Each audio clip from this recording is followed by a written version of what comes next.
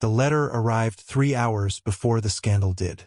Evelyn Hartwell was standing beside a tall window in the Hartwell townhouse on Grosvenor Square when the footman placed the cream-colored envelope upon the silver tray before her. The seal belonged to Lady Whitmore, one of the most influential hostesses in London. Under ordinary circumstances, receiving such an invitation would have delighted any unmarried woman. Tonight, however, Evelyn felt only a familiar heaviness settle across her shoulders. She already knew who the invitation was truly for. Not her. Never her. Across the drawing room, her younger sister laughed brightly at something their mother had said. Celeste Hartwell seemed to carry sunshine with her wherever she went. Men gravitated toward her. Women praised her beauty. Mothers introduced eligible sons the moment she entered a room. At 22, Celeste had become one of the most sought-after young ladies in London. At 27, Evelyn had become something else entirely. Useful, dependable, forgettable. "Open it," Lady Beatrice urged excitedly. "Perhaps Lord Ashcombe has finally found the courage to call." Celeste accepted the letter dramatically and broke the seal. Her blue eyes sparkled as she scanned the contents. "It is Lady Whitmore's autumn ball." She clapped her hands together. "And the Duke of Raven-shire is expected to attend." The room immediately erupted with interest. Even Lord Malcolm Hartwell lowered his newspaper. "Nathaniel Blackthorne?" he asked. "The Duke. The very one," Celeste replied. "Lady Whitmore says nearly every important family in England will be there." Evelyn turned her gaze toward the rain-streaked window. The name meant little to her personally, though she knew the reputation attached to it. Nathaniel Blackthorne, Duke of Raven-shire. 34 years old. Powerful. Wealthy. Reserved. The sort of man society watched even when he was standing perfectly still. "You must wear the sapphire gown," Lady Beatrice said. "The blue one makes your eyes look extraordinary." Celeste smiled. "I was thinking the same thing." No one asked what Evelyn intended to wear. No one ever did. She folded her hands calmly before her and watched droplets slide down the glass. Outside, autumn rain softened the streets of London beneath a gray sky. Inside, she already knew exactly how the evening would unfold. Celeste would shine. Admirers would gather. Their parents would boast. Evelyn would stand politely at the edge of conversations and make certain nothing embarrassed the family. It was a role she had perfected years ago. "You will attend as well, of course?" Lady Beatrice said suddenly. Evelyn blinked in surprise. "If you wish it." "Naturally. Every respectable daughter must appear." Lady Beatrice adjusted the lace at her sleeve. "Though please try not to spend the entire evening hiding beside the refreshments." Celeste laughed. "Mother, Evelyn does not hide. She simply enjoys observing humanity." "Observing is all very well," Lady Beatrice replied. "But people might think you dislike society." Evelyn offered a small smile. "That would be unfortunate."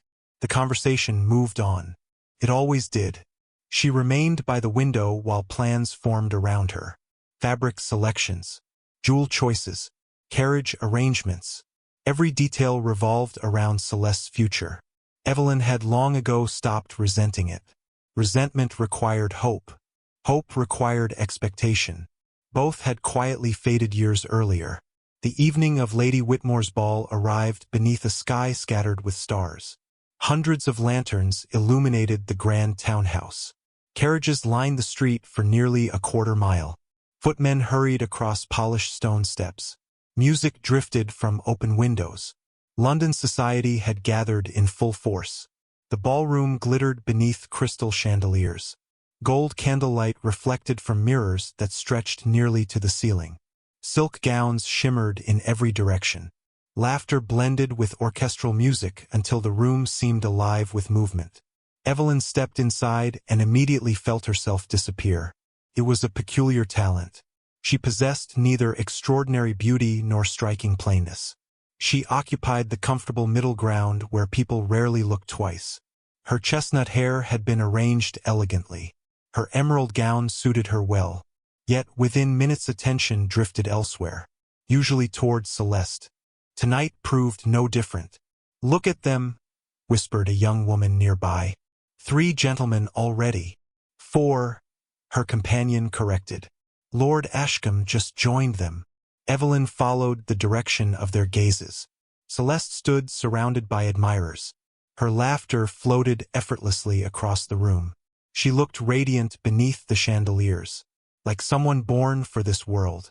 Evelyn genuinely wanted her sister to be happy. That was the strange part. She always had, despite the comparisons, despite the dismissive remarks, despite spending years hearing relatives wonder why one sister attracted attention while the other did not. None of it had ever been Celeste's fault. At least that was what Evelyn told herself. Miss Hartwell. She turned to find Lady Agnes Winthrop approaching, a widow with sharp eyes and sharper opinions. How lovely to see you. Likewise, Lady Agnes. You look elegant this evening. The older woman paused briefly. Though your sister is certainly attracting attention. There it was, the inevitable comparison. Evelyn smiled graciously. She always does. Lady Agnes studied her for a moment. You are remarkably kind about it. About what? Being overlooked. Evelyn laughed softly. One becomes accustomed to many things with sufficient practice. The older woman seemed about to reply when a sudden hush swept through the ballroom. Conversations faltered. Musicians lost their rhythm for a heartbeat. Every gaze shifted toward the entrance. Evelyn did not need anyone to announce the reason. She could feel it ripple through the crowd. Then the butler's voice carried clearly across the room. His Grace, Nathaniel Blackthorne, Duke of Raven-shire. A tall figure entered beneath the archway. The effect was immediate. Mothers straightened. Daughters adjusted gloves and smiles. Gentlemen stepped aside. Nathaniel Blackthorne moved through the ballroom with controlled confidence. Dark hair, gray eyes, impeccable evening attire. Nothing about him appeared theatrical. Yet attention followed him effortlessly. He acknowledged greetings with brief nods. Nothing more. Good heavens, Lady Agnes murmured. The man looks even more intimidating in person. Evelyn watched him only briefly before looking away. She had never understood the fascination surrounding powerful men. Wealth and titles were useful. They were not magical. Besides, the Duke would never notice someone like her. Moments later, she discovered she was entirely correct. Within 10 minutes, Lady Beatrice had maneuvered Celeste into the Duke's path. Evelyn observed from a distance as introductions were made. Celeste's smile brightened. The Duke listened politely. They exchanged several words. Nothing remarkable occurred. Yet excitement spread through nearby groups almost instantly. Rumors required very little encouragement. Did you see that? Whispered one woman. He spoke to her for nearly 2 minutes. Perhaps he is interested. Would that not be a match? Evelyn quietly excused herself and moved toward the terrace doors. Fresh air felt preferable to speculation. The night beyond the ballroom was cool and peaceful. Lanterns illuminated the garden paths. The distant sounds of music drifted through open doors. For several blessed minutes she stood alone. Then footsteps approached behind her. There you are. Celeste's voice carried irritation. Evelyn turned. Is something wrong? Lord Ashcombe is impossible. I thought you liked him. I like being admired. Celeste folded her arms. There is a difference. Evelyn smiled despite herself. A significant difference, apparently. Celeste glanced back toward the ballroom. Did you see me speaking with the Duke? Most of London probably saw. Her sister grinned. What did you think? He seemed polite. Only polite? Would you prefer I compose poetry? Celeste laughed. You always say the funniest things when you do not realize it. A brief silence settled between them. Then Celeste's expression shifted. Something thoughtful flickered behind her eyes. Do you ever wish things had turned out differently? Evelyn frowned slightly. Differently how? For you. The words landed unexpectedly. You are beautiful, Evelyn. You are intelligent. Sometimes I think society simply made a mistake. Evelyn looked away toward the gardens. Society rarely admits mistakes. I mean it. Celeste stepped closer. You deserve happiness too. For a moment warmth touched Evelyn's heart. Then she noticed movement behind her sister. Two young gentlemen approaching. Celeste had already seen them. The tenderness vanished instantly. I must go. Her sister smiled brightly. Do not hide out here all evening. She disappeared before Evelyn could answer. The warmth faded as quickly as it had arrived. Near midnight, the atmosphere inside Lady Whitmore's ballroom shifted. Not dramatically. Not enough for most guests to notice. Yet Evelyn sensed it almost immediately. Whispers began circulating between groups. Small clusters formed near the edges of the room. Faces turned toward the entrance hall. Confusion spread. A footman hurried past. Then another. Something has happened, Lady Agnes said quietly. Evelyn felt a strange unease settle in her stomach. Across the ballroom, she searched for Celeste. Her sister was nowhere in sight. Neither were Lord Ashcombe or several other guests who had been speaking with her earlier. 5 minutes later, Lord Malcolm appeared. His complexion had turned pale. Lady Beatrice stood beside him looking equally shaken. Evelyn crossed the room at once. Father! He looked at her as though only just realizing she was there. Where is Celeste? Evelyn asked. Neither parent answered immediately. Lady Beatrice gripped her husband's arm. Not here, she whispered urgently. We cannot discuss this here. A chill moved through Evelyn. What happened? Lord Malcolm swallowed hard. For the first time in years, he appeared frightened. Truly frightened. Then he leaned closer and spoke the words that would change everything. Your sister has disappeared. The music continued playing. Guests continued dancing. Laughter still echoed beneath the chandeliers. Yet suddenly the entire ballroom felt different. Like a beautiful painting with a crack spreading silently through the center. And somewhere beyond those walls, hidden in the darkness of London, a scandal had already begun. The journey home felt longer than it should have. Rain tapped softly against the carriage windows while London drifted past in blurred lantern light. Across from Evelyn, Lady Beatrice sat rigidly upright, clutching her gloves so tightly that the kid leather had begun to crease. Lord Malcolm stared out the opposite window without speaking. The silence inside the carriage felt heavier than any argument. Evelyn waited as long as she could. Finally, she spoke. Where is Celeste? Neither parent answered immediately. Her father closed his eyes briefly. We do not know. The words settled coldly in the carriage. Evelyn blinked.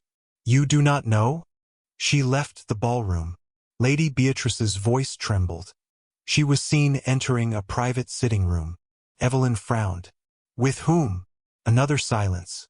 This one lasted longer. The Duke of Raven-shire. Evelyn stared at them. That is impossible. Is it? Lady Beatrice snapped. Half the ballroom saw them speaking. Speaking is not a scandal. No. Her mother's expression darkened. Disappearing afterward is. The carriage rolled over uneven cobblestones. Evelyn felt her stomach tighten. Has anyone spoken to His Grace? The Duke left shortly after the rumors began. Lord Malcolm finally looked at her. His face appeared years older than it had only hours earlier. Celeste was nowhere to be found. Evelyn tried to make sense of it. None of it sounded like Celeste. Flirtatious, perhaps. Reckless on occasion. But not foolish enough to destroy her own reputation. There must be some mistake. Lady Beatrice laughed bitterly. Tell that to London. By the time they arrived home, servants were already awake and waiting. News traveled quickly among aristocratic households. Faster than carriages. Faster than reason. The butler opened the front doors with unusual haste. A footman avoided meeting anyone's eyes. Somewhere upstairs, a maid began crying quietly. Evelyn climbed the staircase feeling as though she had entered a different house than the one she had left earlier that evening. The scandal had not even been confirmed. Yet already it had started changing everything. She slept little. Just before dawn, she finally drifted into a restless sleep. Less than 2 hours later, frantic knocking woke her. Miss Evelyn. Martha's voice came through the door. Miss Evelyn, please wake up. Evelyn sat upright immediately. "What is it?" "Your father requests you downstairs." She dressed quickly and descended to the breakfast room. The atmosphere waiting below was worse than she expected. Newspapers lay scattered across the table. Several had already been opened. Lady Beatrice appeared pale. Lord Malcolm looked furious. A fresh letter sat unopened beside his hand. Evelyn approached cautiously. "Has Celeste returned?" No one answered. Her heart sank. Then Lord Malcolm slid a newspaper across the table. The headline was not large. It did not need to be. Society gossip rarely did. Rumors concerning a distinguished duke and a prominent young lady. Evelyn read the short column. By the end, her pulse had quickened. Nothing was stated directly. Every sentence relied upon implication. Yet the message was unmistakable. A young woman from a respected family had apparently compromised herself while seeking the attention of one of England's most powerful noblemen. No names appeared. Names were unnecessary. Anyone who attended Lady Whitmore's ball would understand immediately. "This is absurd," Evelyn said. "There is no proof of anything. Proof does not matter." Lady Beatrice pressed a hand against her forehead. "Perception matters." Lord Malcolm opened the letter beside him. His jaw tightened further as he scanned the contents. "Another one."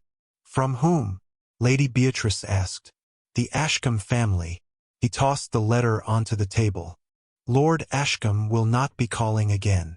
The room fell silent. Evelyn felt genuine sorrow for Celeste. Whatever mistakes her sister had made, the punishment had already begun. Then the breakfast room door burst open. Everyone turned. Celeste stood in the doorway. For one glorious second, relief flooded Evelyn's chest. Then she saw her sister's face. Celeste looked exhausted. Her eyes were red.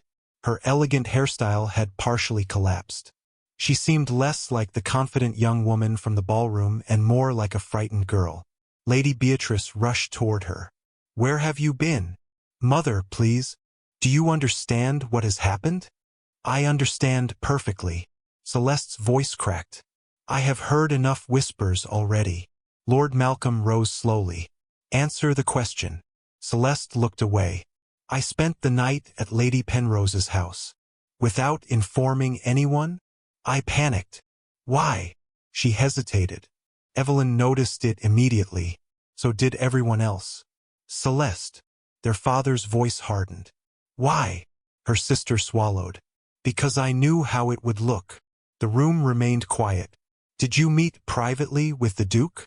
Lord Malcolm asked. "Briefly." Lady Beatrice gasped. "Nothing happened." Celeste spoke quickly. "Nothing improper. I swear it." Evelyn believed her. At least she wanted to. Yet uncertainty had entered the room and refused to leave. The next several hours passed in tense discussions. Letters arrived continuously. Visitors called. Servants whispered.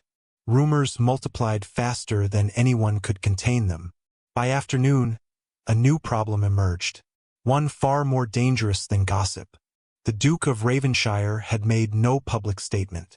Not a denial. Not a clarification. Nothing. Society interpreted silence however it pleased. Usually in the most dramatic way possible. 3 days passed. The situation worsened. Then the summons arrived. Lord Malcolm read it twice before lowering the paper. His face drained of color. "What is it?" Lady Beatrice asked. "The Dowager Countess of Raven-shire." "The Duke's aunt?" "Yes." He looked toward the window. "She requests a private audience." No one needed to ask why. The meeting took place the following afternoon. The Hartwell family traveled to a smaller London residence belonging to the Raven-shire family. Not the Duke's primary house. That fact alone worried Evelyn. Powerful people often chose smaller rooms when discussing unpleasant matters. The drawing room felt elegant but cold. A fire burned quietly. Tea sat untouched upon a polished table. The Dowager Countess entered exactly on time. She greeted them politely. Nothing more. Then she sat. "I shall speak plainly." Her voice remained calm. "This situation has become unacceptable." Lady Beatrice immediately began apologizing. The Countess lifted one hand. Silence followed.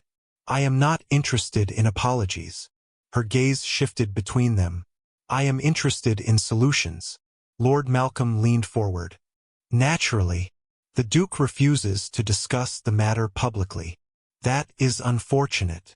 No. The Countess smiled faintly. That is Nathaniel. Evelyn listened quietly. Something about the older woman's tone caught her attention. There was affection there. Also exasperation. His Grace maintains that no scandal exists, the Countess continued. Unfortunately, society has reached a different conclusion. Then perhaps he might issue a statement. Lady Beatrice suggested hopefully.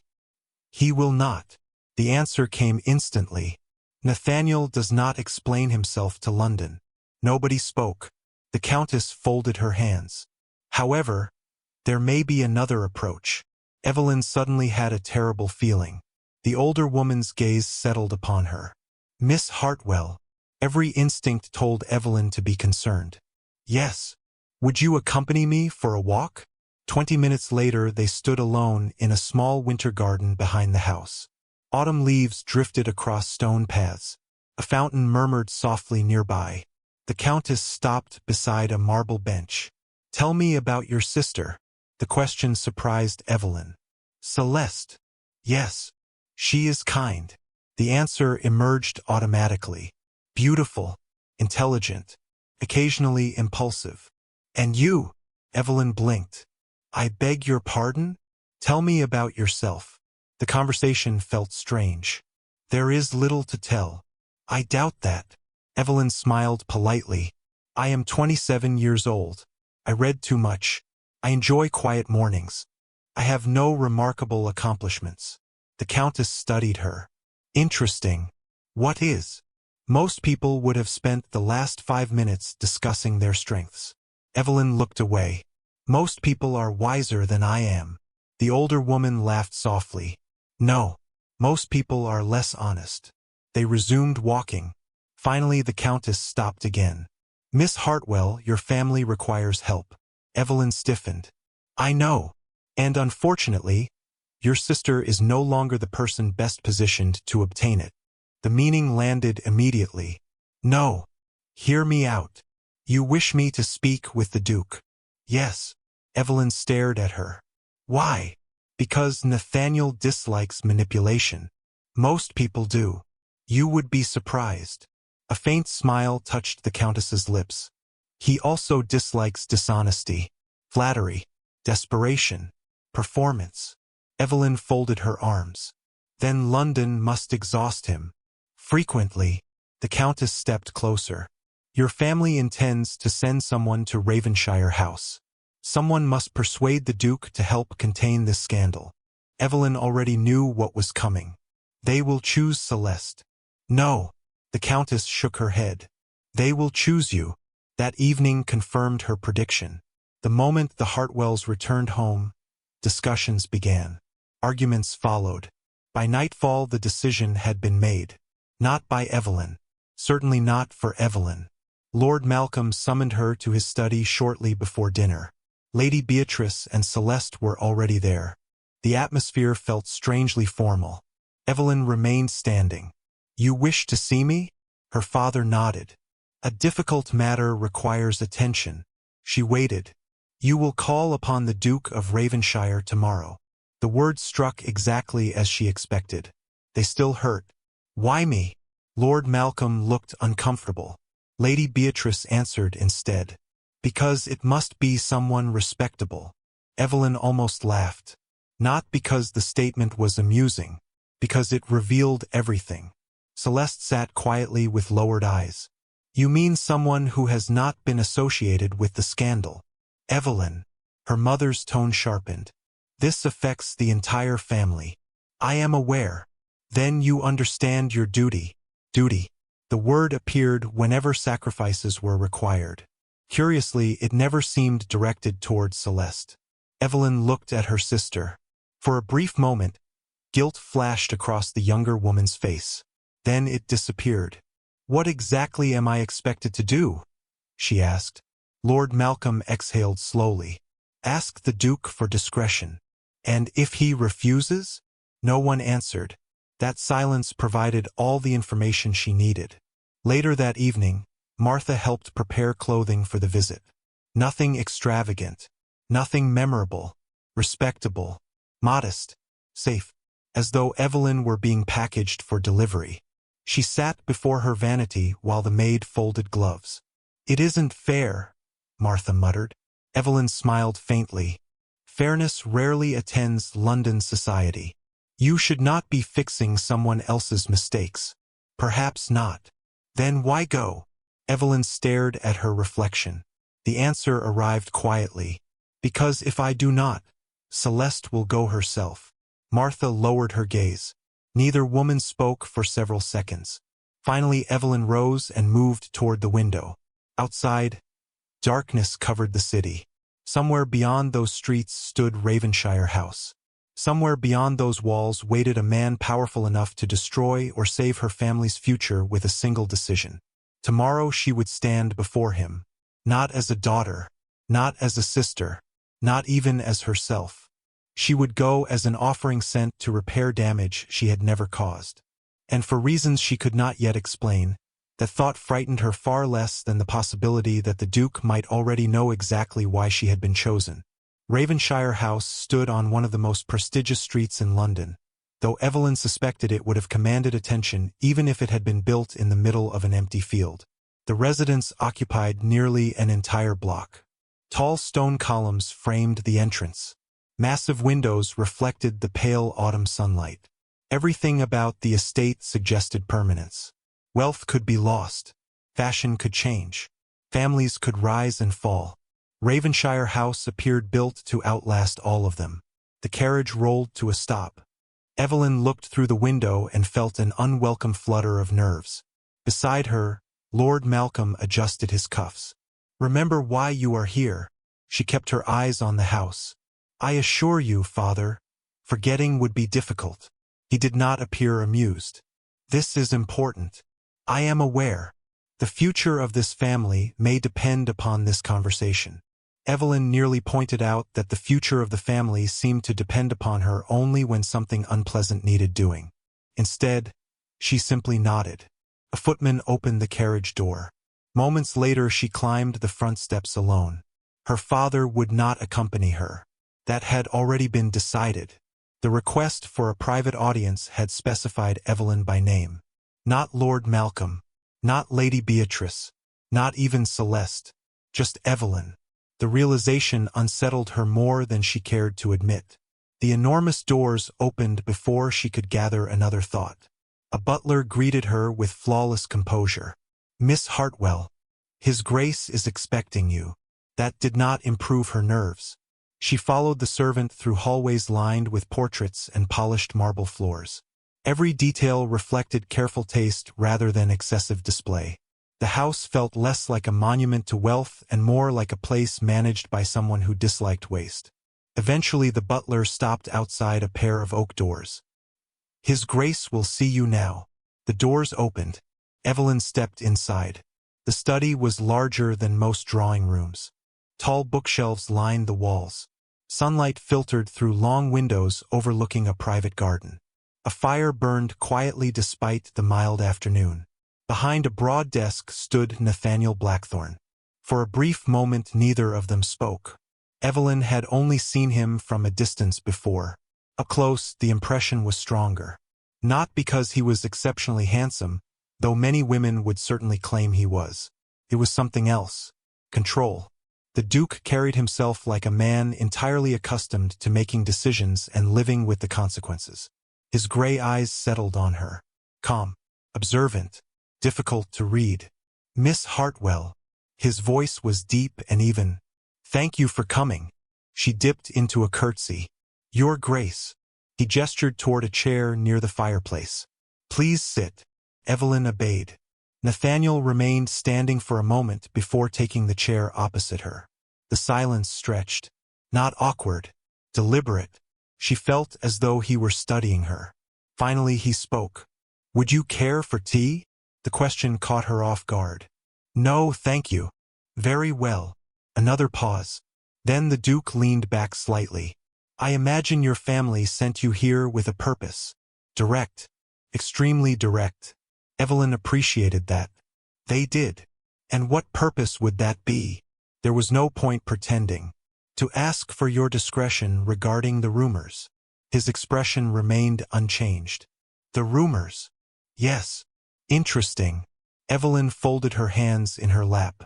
I realize the situation is unfortunate. Do you? She blinked. I believe so. Nathaniel regarded her steadily. Then perhaps you can explain something to me. I shall try. Why are you here? She frowned slightly. I just told you. No. His gaze never left hers.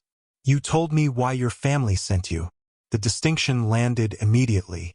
Evelyn looked away briefly. I suppose I am here because they asked me to come. And if they had not? Then I would be at home reading a novel. The corner of his mouth twitched. Not quite a smile. An honest answer. You did ask. Most people answer the question they wish had been asked. Evelyn found herself unexpectedly relaxing. Just a little.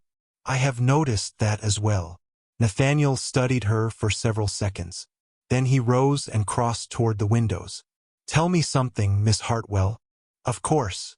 Do you believe your sister compromised herself? The question arrived so suddenly that she nearly forgot to breathe. She stared at him. No. He turned.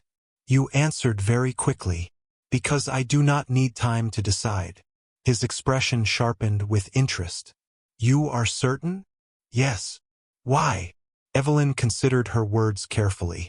Because Celeste enjoys attention. She enjoys admiration. She enjoys being pursued. Nathaniel remained silent. But she values her future too much to destroy it. You sound confident. I know her. He held her gaze for another moment. Then he walked back toward the fireplace. Most people who know someone well are often the last to recognize their mistakes. That is true. Yet you remain certain. I do. Nathaniel nodded slowly. Interesting. Evelyn hesitated. May I ask you something, Your Grace? You may. Did anything improper occur? The Duke looked almost amused. You are asking very directly. I thought you preferred honesty. A brief silence followed. Then something shifted in his eyes. Approval, perhaps. Or respect. It vanished too quickly to identify. Nothing improper occurred, he said. Relief flooded through her. Thank you. You seem relieved. I am. For your sister? Evelyn hesitated. For everyone. Nathaniel's gaze lingered on her face. Even now you are protecting other people. She frowned. I do not understand. Do you not? He returned to his chair. Your family's reputation is endangered. Your sister's future is uncertain. Yet the first emotion you displayed today was relief that no one had actually done anything wrong. Evelyn looked down at her folded hands. She was not sure how to answer that. Fortunately, he continued. Tell me about your sister. The request surprised her. What would you like to know? Anything. She thought for a moment. Celeste has always been the brightest person in any room. Brightest. In terms of attention. Nathaniel listened quietly. People notice her. Evelyn smiled faintly. Even when they are trying not to. And you? The question came again. She laughed softly. I suspect people notice me considerably less. Does that bother you? Evelyn expected the answer immediately. Instead, she found herself thinking. It used to. Nathaniel waited. When I was younger, I thought there must be something wrong with me. The admission escaped before she could stop it. Everyone admired Celeste. Everyone praised her. I assumed I had somehow failed at being interesting. The Duke remained silent. She appreciated that. Some confessions only survived because nobody interrupted them. Eventually I realized something. What? Not every person is meant to stand at the center of the room. Nathaniel looked toward the fire. That sounds remarkably lonely. The words startled her. It is not lonely. No, not anymore. He turned back toward her. I see. For reasons she could not explain, Evelyn suddenly wanted him to believe her. There are advantages to being overlooked, such as people reveal themselves when they think you are unimportant. This time the smile appeared fully, brief but unmistakable, transformed his entire face. That is true. The smile vanished almost immediately, yet the room somehow felt different afterward. Less formal, less guarded. A knock interrupted them. The butler entered carrying a silver tray. Several letters rested upon it. Nathaniel accepted them with a nod. The servant withdrew. The Duke glanced at the top envelope and sighed quietly. More gossip? Evelyn asked. More opinions? He set the letters aside unopened. London is full of them. That is one observation nobody would dispute. Another flicker of amusement crossed his features. Then his expression became serious again. Miss Hartwell. Yes. May I be candid? Please. I do not believe your family sent the correct daughter. The words struck harder than they should have. Evelyn stared at him. I beg your pardon? The person most affected by these rumors is your sister. That is true. Yet she is not here. No. Nathaniel folded his hands. You are. Neither spoke for a moment. Then Evelyn answered carefully. Celeste is distressed. I do not doubt that. My parents thought it best. Did they? His tone remained polite. Somehow that made it worse. Evelyn felt heat rise to her cheeks. You disagree. I find it curious. How so? Nathaniel held her gaze. Your sister creates the crisis. The words were calm, matter of fact. Yet you are expected to solve it. The room went very still. Evelyn looked away first, because he was right. Not entirely, but enough. She had known it from the beginning. Hearing someone else say it aloud was different. For years she had accepted certain family patterns without examining them too closely. Now a near stranger had identified one within an hour. Families are complicated, she said quietly. Yes. Nathaniel's voice softened slightly. They are. Something passed between them then. Not romance, not attraction. Recognition, perhaps. The understanding that some disappointments did not require explanation. The fire crackled softly in the silence. Outside, leaves drifted across the garden. Finally Nathaniel rose. I believe I have taken enough of your afternoon. Evelyn stood as well. Thank you for seeing me. Thank you for answering honestly. She moved toward the door. Then his voice stopped her. Miss Hartwell. She turned. Yes. Nathaniel hesitated. The pause felt unusual, as though he were considering whether to say something. Finally he did. You asked whether anything improper occurred. I did. Nothing did. Relief returned once more. Thank you. However, Evelyn stilled. The Duke's expression hardened slightly.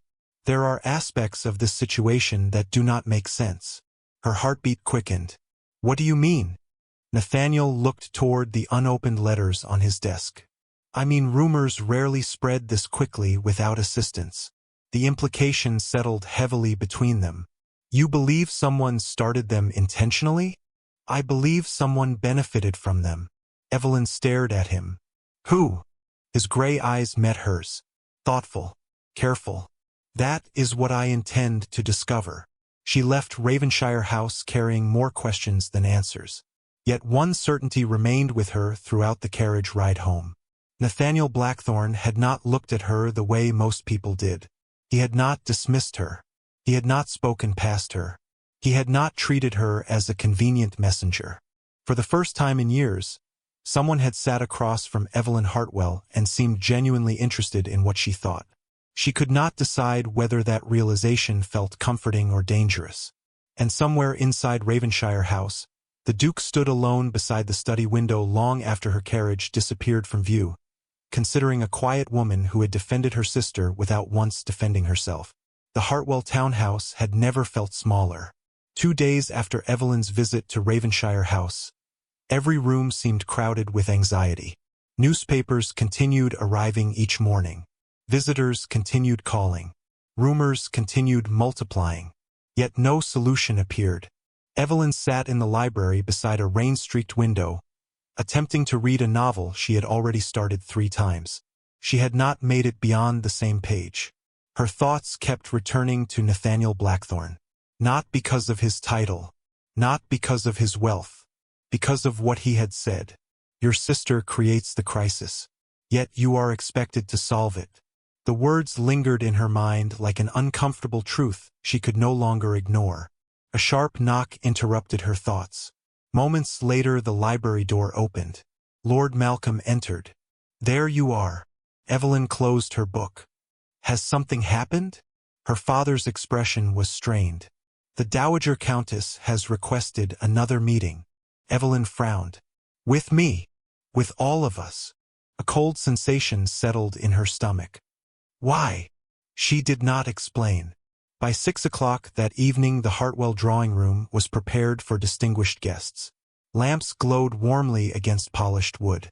Silver tea service gleamed beneath candlelight. Servants moved quietly through the house. No one spoke above a whisper. The Dowager Countess of Raven-shire arrived precisely on time. She entered with calm authority and accepted greetings politely. Moments later another visitor followed. Nathaniel Blackthorne stepped into the room. The atmosphere changed immediately. Evelyn noticed it at once. Her father straightened. Lady Beatrice became visibly nervous. Celeste adjusted her posture and lowered her gaze. Only the Duke appeared unaffected. His gray eyes briefly found Evelyn across the room. Then he turned his attention elsewhere. Everyone took their seats. Silence settled over the drawing room. Finally, the Dowager Countess folded her hands. We are here because this situation has reached a point where it must be resolved. Lord Malcolm nodded eagerly. We agree entirely. Good. Her gaze moved toward Celeste. Miss Hartwell, I understand the last several days have been difficult. Celeste looked appropriately distressed. They have, your ladyship. And yet rumors continue. I know. The older woman turned toward Nathaniel. Would you care to explain the problem?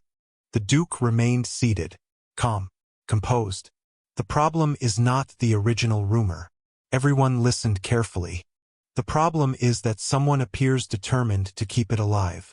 Evelyn felt her pulse quicken. Nathaniel continued. 3 separate newspapers received nearly identical anonymous accounts. Lord Malcolm frowned. Surely that proves nothing. No. Nathaniel's voice remained even. It proves intention. A brief silence followed. You believe someone is targeting Celeste? Lady Beatrice asked.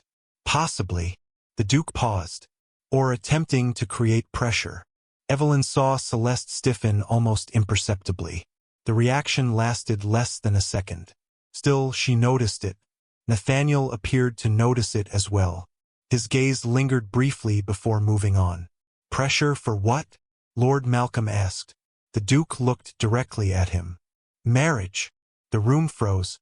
Lady Beatrice inhaled sharply. Celeste lowered her eyes. Lord Malcolm leaned forward. Your Grace. His voice carried obvious hope. Perhaps that is exactly what we should discuss. Evelyn felt immediate dread. She already knew where the conversation was heading. The Dowager Countess appeared unimpressed. Discuss what precisely? Lord Malcolm cleared his throat. The most effective way to end speculation would be a formal engagement. Nathaniel's expression did not change. Indeed. Certainly. Lord Malcolm forced a smile. Society would immediately lose interest. The silence that followed became increasingly uncomfortable. Finally, the Duke spoke. And whom would I be expected to marry? Nobody answered immediately. That alone was answer enough.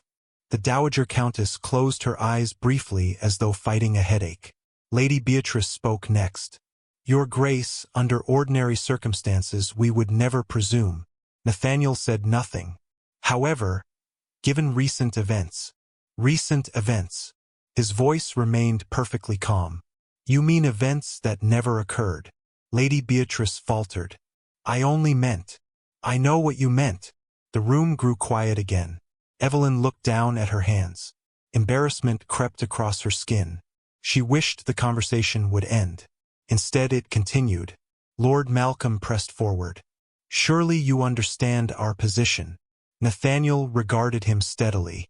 I understand your position very well. Then perhaps. No. The single word landed like a stone dropped into still water. Lord Malcolm blinked. Your Grace. Nathaniel's gaze remained unwavering. I will not become engaged simply because society enjoys inventing stories. Lady Beatrice visibly deflated. Celeste stared at the carpet. The rejection hung in the room. Heavy. Unavoidable. Evelyn almost felt relieved.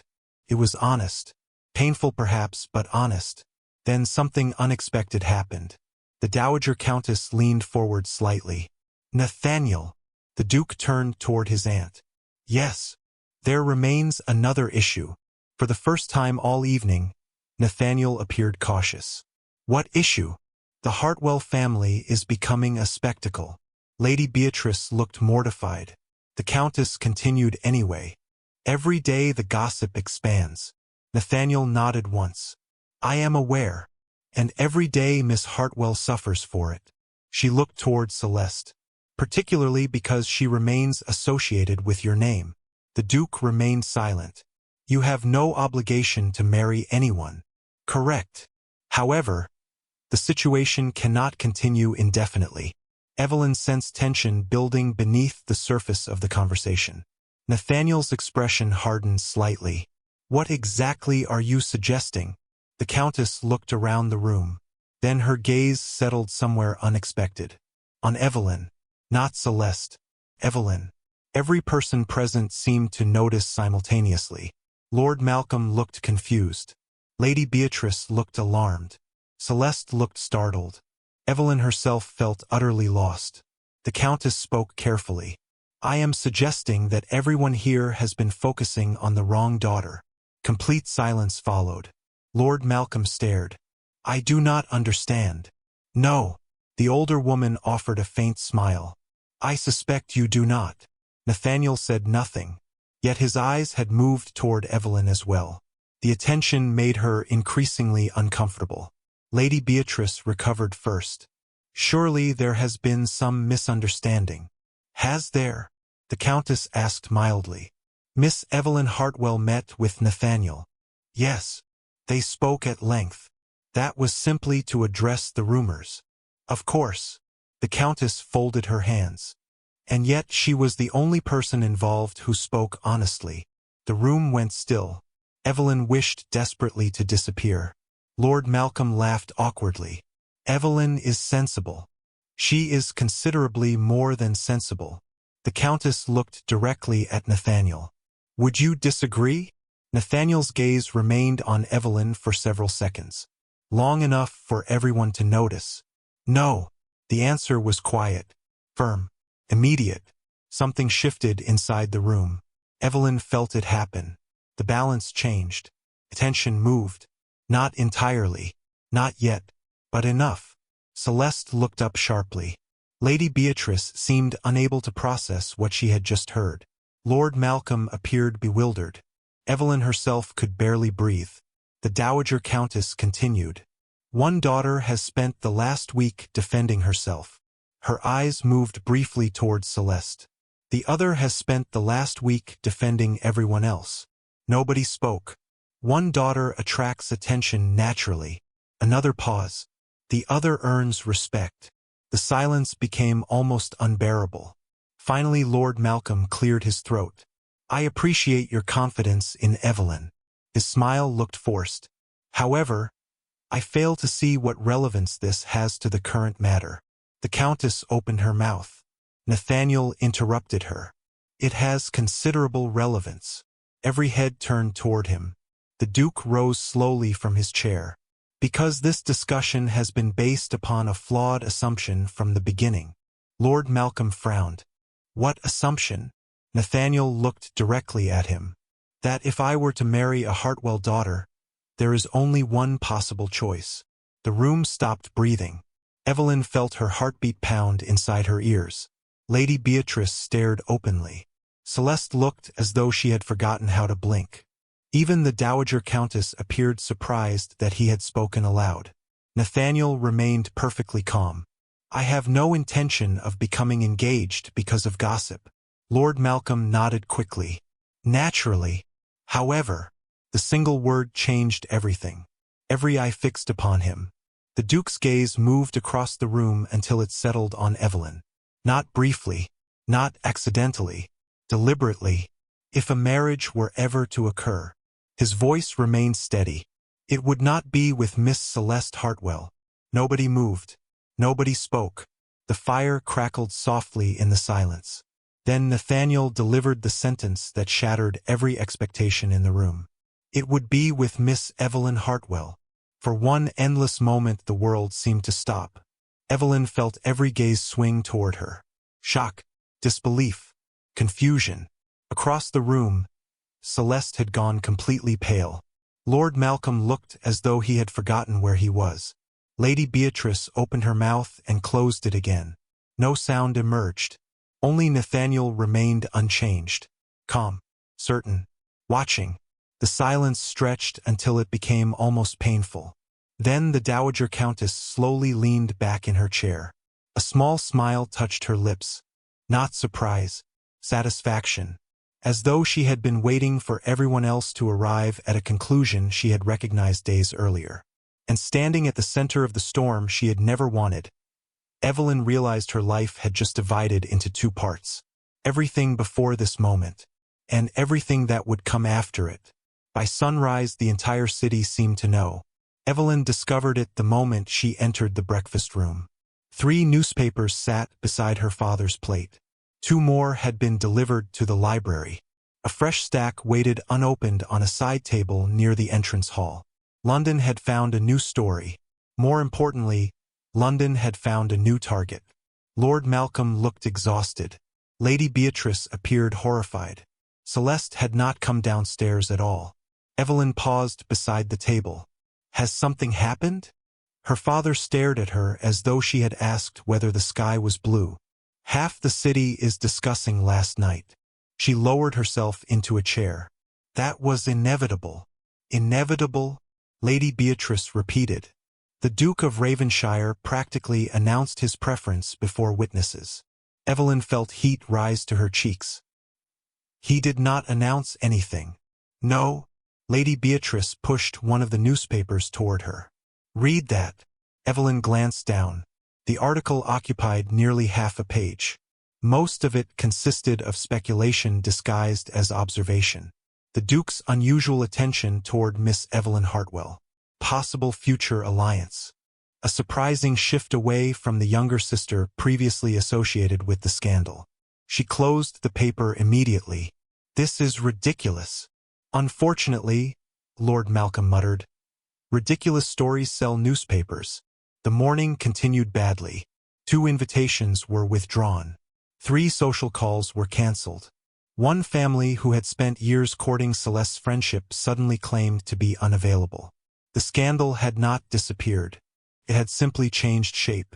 Shortly after noon another visitor arrived. The Dowager Countess. Evelyn was summoned to the drawing room at once.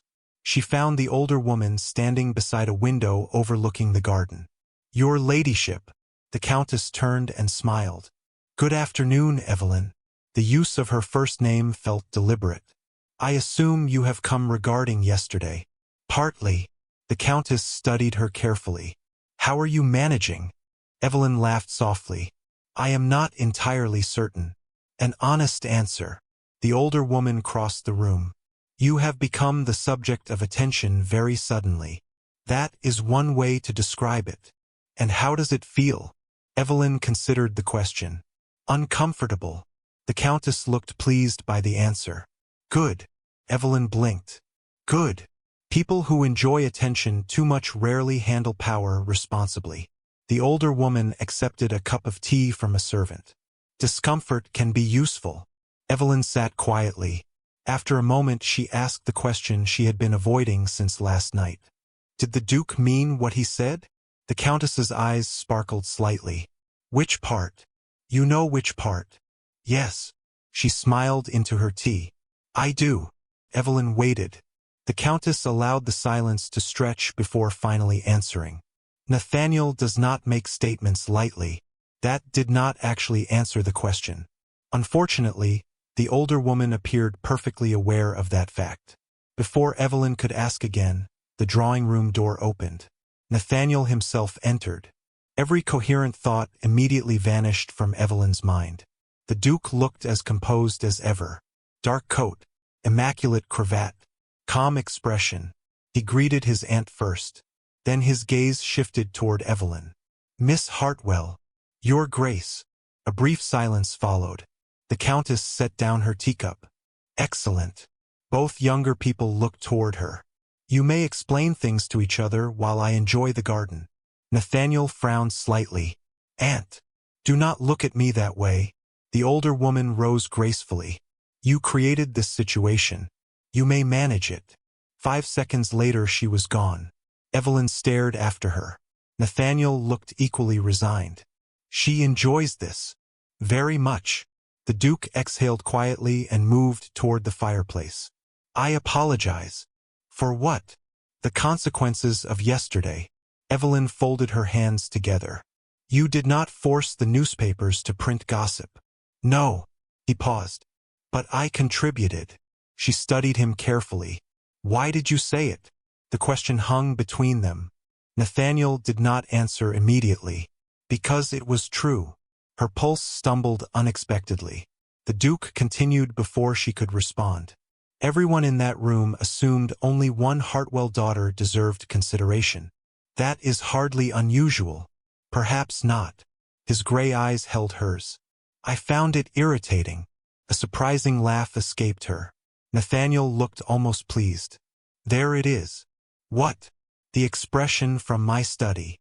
Evelyn frowned. "I have no idea what you mean." "You do." The faintest smile appeared. "You look entirely different when you stop being careful." For reasons she could not explain, that observation affected her more than any compliment.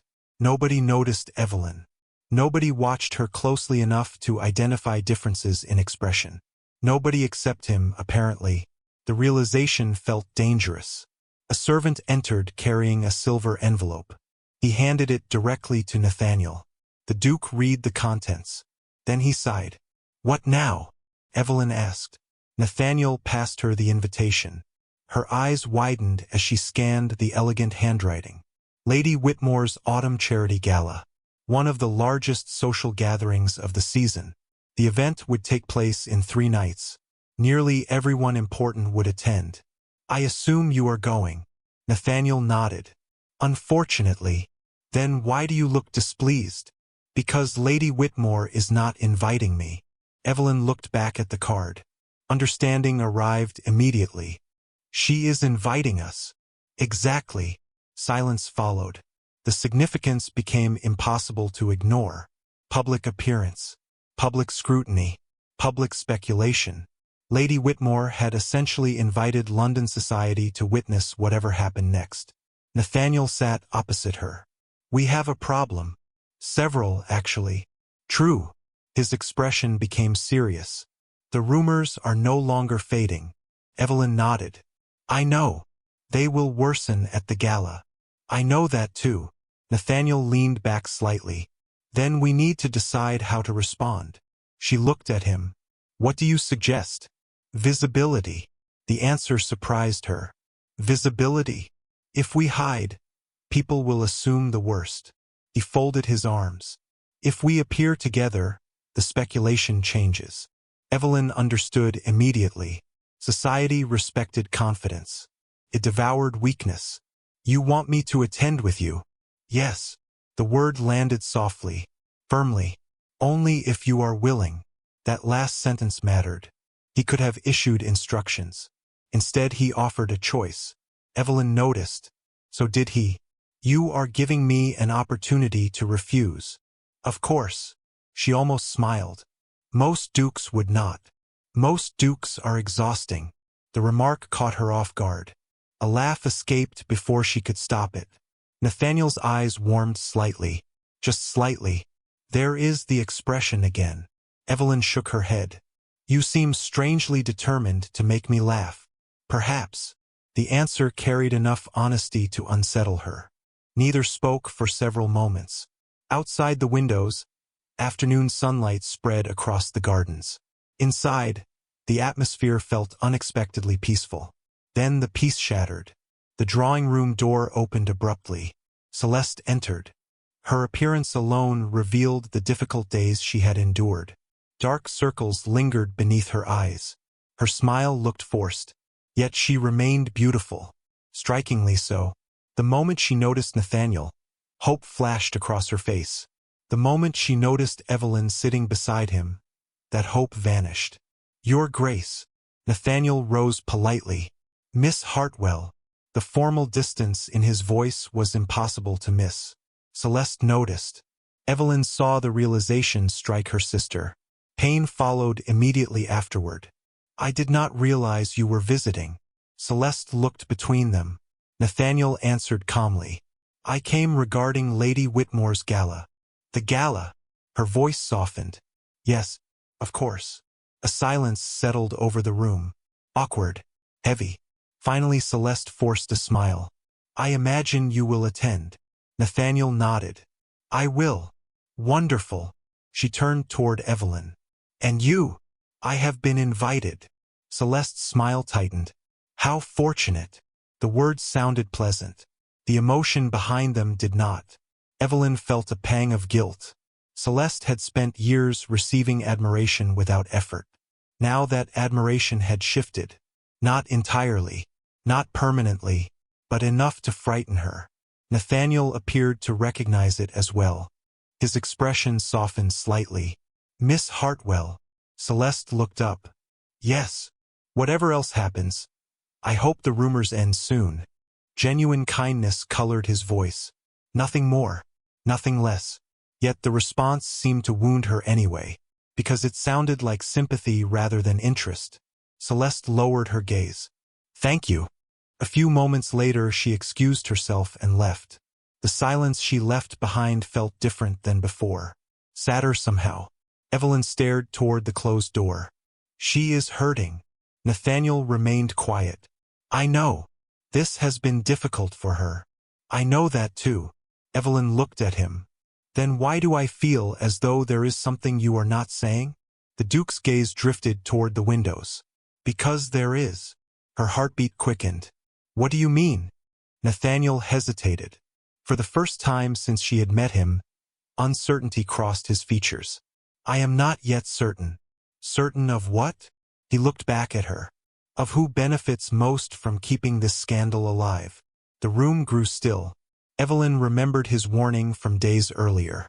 Someone benefited from the rumors. Someone wanted pressure. Someone wanted attention directed toward a specific outcome. The thought returned now with renewed force. "You still believe this was deliberate?" "Yes." "Do you have proof?" "Not yet." Nathaniel's expression hardened slightly.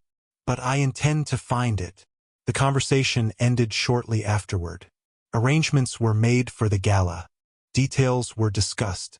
Practical matters filled the remaining time.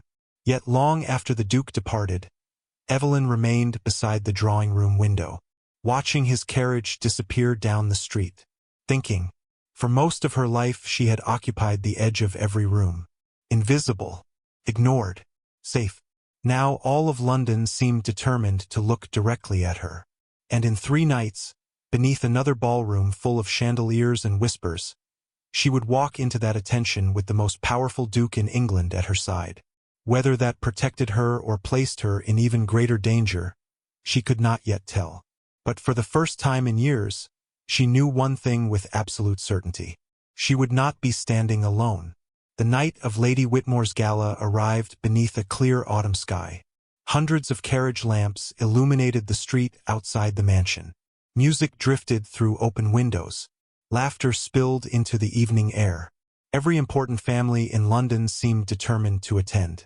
Inside the Hartwell townhouse, preparations had consumed the entire afternoon. Servants hurried through hallways carrying garment boxes and trays of jewelry. Lady Beatrice moved from room to room issuing instructions. Lord Malcolm remained unusually silent. Only Evelyn appeared calm, at least on the surface. Martha fastened the final button of her emerald silk gown and stepped back. "You look beautiful." Evelyn glanced at her reflection. The dress was elegant without being extravagant. The color deepened the green of her eyes. Her chestnut hair had been arranged in soft waves pinned carefully above her shoulders. "You are kind. I'm honest." Martha adjusted a loose curl. "Half the women in London would envy that gown." Evelyn smiled faintly. "Most of them own 3 better ones." "That isn't the point." Martha folded her arms. "You finally look like someone who belongs in those ballrooms." The words lingered longer than either woman expected. Because for years Evelyn had often felt as though she did not belong there at all. A knock sounded at the door. A maid entered. "Miss Hartwell, your family is waiting downstairs." Evelyn rose. Her pulse quickened unexpectedly. Tonight would not be like previous social events. Tonight every eye would be watching. Every whisper would concern her. The realization felt surreal. She descended the staircase slowly. Lady Beatrice looked up first. For a moment genuine surprise crossed her face. "Evelyn." She blinked. "You look lovely." The compliment seemed to catch both of them off guard. Evelyn simply nodded. "Thank you." Celeste stood near the entrance hall dressed in pale blue silk. Normally she would have been the most admired woman in any room. Tonight uncertainty lingered beneath her composure. She offered a polite smile. "The color suits you." "Thank you." Another awkward silence followed. Neither sister seemed entirely sure how to navigate their new reality. Moments later the family departed. The journey to Lady Whitmore's mansion felt shorter than usual.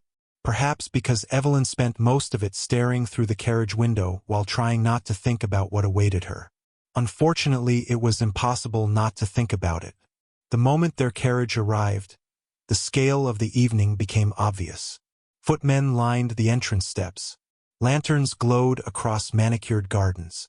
Music echoed through the open doors. More importantly, people were already watching. Evelyn noticed the stairs before she even entered the ballroom. Conversations paused. Heads turned. Fans lifted discreetly. The attention felt almost physical. Beside her, Lady Beatrice stiffened. "Ignore them."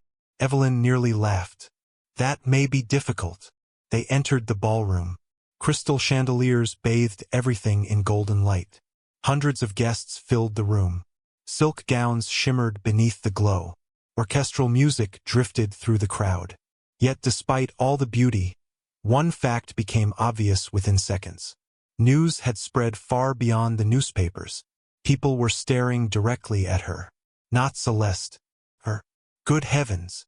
A woman near the entrance whispered loudly enough to be heard. "It really is the elder sister. I heard the Duke requested her company personally." "Surely not." "That is what everyone says." Evelyn kept her expression calm. Years of social training proved useful. Inside, however, her nerves tightened with every step. Celeste heard the comments too. Evelyn saw it in the way her sister's smile briefly faltered. The situation felt increasingly painful. For everyone. Lady Whitmore appeared moments later. The hostess greeted the Hartwells enthusiastically. Perhaps too enthusiastically. "Miss Hartwell." Her eyes sparkled. "How delighted I am that you came." Evelyn recognized curiosity disguised as hospitality when she heard it. "Thank you for inviting me." "My dear, the entire city would have been disappointed if you had not attended." The woman laughed. Evelyn wished she were joking. Unfortunately, she probably was not. More guests approached. Introductions followed. Conversations unfolded. Through it all, Evelyn remained acutely aware of one thing. Nathaniel had not yet arrived. The absence should not have mattered. It did anyway. Nearly 30 minutes passed. Then the atmosphere changed. The shift moved through the ballroom like a ripple across water. People straightened. Voices lowered. Attention drifted toward the entrance. Evelyn did not need anyone to announce his arrival. Somehow she already knew. The butler's voice echoed across the room. "His Grace, the Duke of Raven-shire." The effect proved immediate. Guests turned. Conversations stopped. The crowd parted naturally as Nathaniel entered. Dressed in formal black evening attire, He moved through the ballroom with the same controlled confidence she had come to recognize. Yet tonight something felt different. His gaze did not wander across the room. He appeared to be searching for someone. A moment later he found her. Their eyes met across the ballroom. The surrounding noise seemed to fade. Nathaniel inclined his head slightly, not toward the crowd, toward her. Then he began walking in her direction. Every person nearby noticed. Evelyn could practically hear speculation exploding around the room. Lady Beatrice gripped her fan. Celeste went very still. Nathaniel reached them within moments. He greeted Lord Malcolm politely, acknowledged Lady Beatrice, nodded toward Celeste. Then his full attention settled on Evelyn. "Miss Hartwell, Your Grace." The familiar exchange somehow felt different tonight. More personal, more visible. Nathaniel glanced briefly around the ballroom. "I trust the evening has been tolerable so far." Evelyn smiled despite herself. "That depends entirely upon one's definition of tolerable." The corner of his mouth lifted slightly. A fair answer. Several nearby guests openly stared. They were not even attempting discretion anymore. Nathaniel noticed. Unlike everyone else, he appeared completely unconcerned. "May I borrow Miss Hartwell for a moment?" Lord Malcolm answered before Evelyn could speak. "Certainly." Nathaniel extended his arm. The gesture itself was simple, ordinary even. Yet the ballroom reacted as though cannon fire had echoed through the room. Evelyn felt hundreds of eyes upon her as she accepted. Together they crossed the ballroom floor. Whispers followed immediately. "He chose her. In front of everyone. What does it mean? Surely an engagement is coming." Nathaniel guided her toward a quieter corner near the orchestra. "You appear uncomfortable. That is because half of London is watching us." "Only half." The dry remark nearly made her laugh. "You are impossible. I have been called worse." For a few moments they stood together while music drifted around them. The atmosphere remained strangely easy despite the attention surrounding them. Then a familiar voice interrupted. "Your Grace." Evelyn turned. Lady Veronica Ashcombe stood nearby surrounded by companions. Elegant, wealthy, influential, and smiling with unmistakable sweetness. Dangerous sweetness. "Lady Veronica." Nathaniel's tone remained polite. Nothing more. The woman glanced toward Evelyn. "Miss Hartwell." "Lady Veronica." The smile widened. "I was just telling my friends how remarkable this entire situation has been." Evelyn already disliked where the conversation was heading. Lady Veronica continued anyway. "One hardly knows which sister to congratulate." Several women nearby exchanged looks. Nathaniel's expression cooled instantly. "I fail to see the confusion." Lady Veronica blinked. "Your Grace." "The matter seems quite straightforward." The sweetness in her smile faltered slightly. "Of course." "Good." Silence followed. Brief but sharp. Yet Lady Veronica persisted. "I only meant that circumstances change so unexpectedly. One sister spends years attracting admiration. Then suddenly the other becomes the center of attention." Evelyn felt the insult beneath the words. So did everyone else. Before she could respond, Nathaniel spoke. "You are correct." Lady Veronica looked pleased. "I am." "Yes." His voice remained perfectly calm. "Because attention and worth have never been the same thing." The ballroom around them seemed to grow quieter. Lady Veronica's face lost color. Nathaniel continued. "Many people confused the two. No one moved. No one spoke. The message had landed precisely where intended." Lady Veronica managed a strained smile. "Naturally. Naturally." Nathaniel inclined his head politely. The dismissal could not have been clearer. Moments later she retreated. Her companions followed. Evelyn stared at him. "You did not have to do that." "Yes." His gaze remained on the retreating group. "I did." The simple certainty in his voice startled her. Before she could answer, the orchestra began a new waltz. Couples moved toward the center of the ballroom. Music swelled beneath the chandeliers. Nathaniel turned back toward her. For one brief second neither spoke. Then he extended his hand.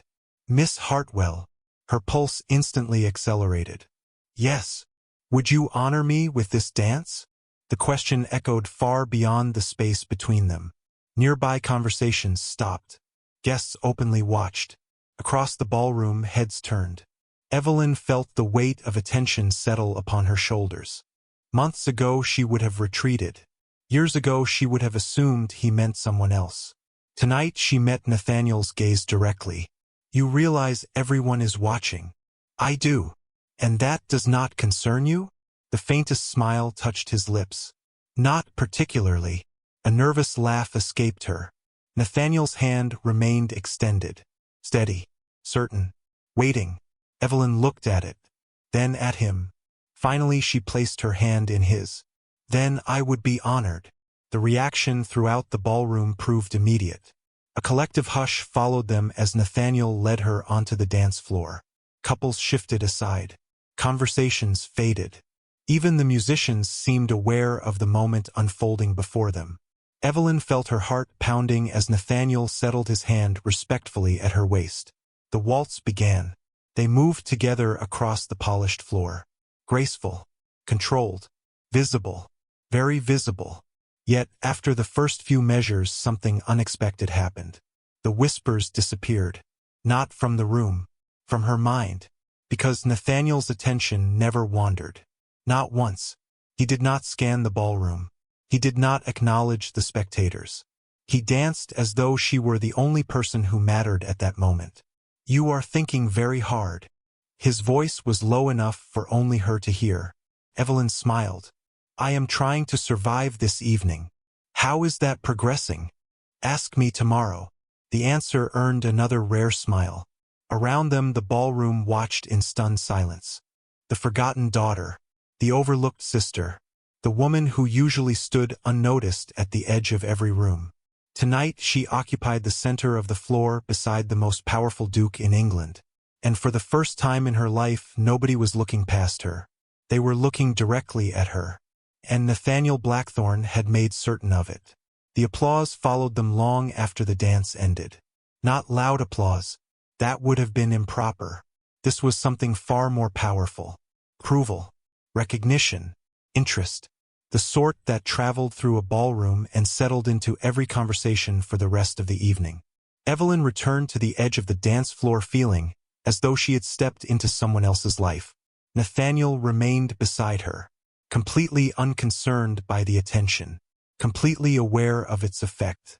You planned that. She spoke quietly. His expression remained innocent.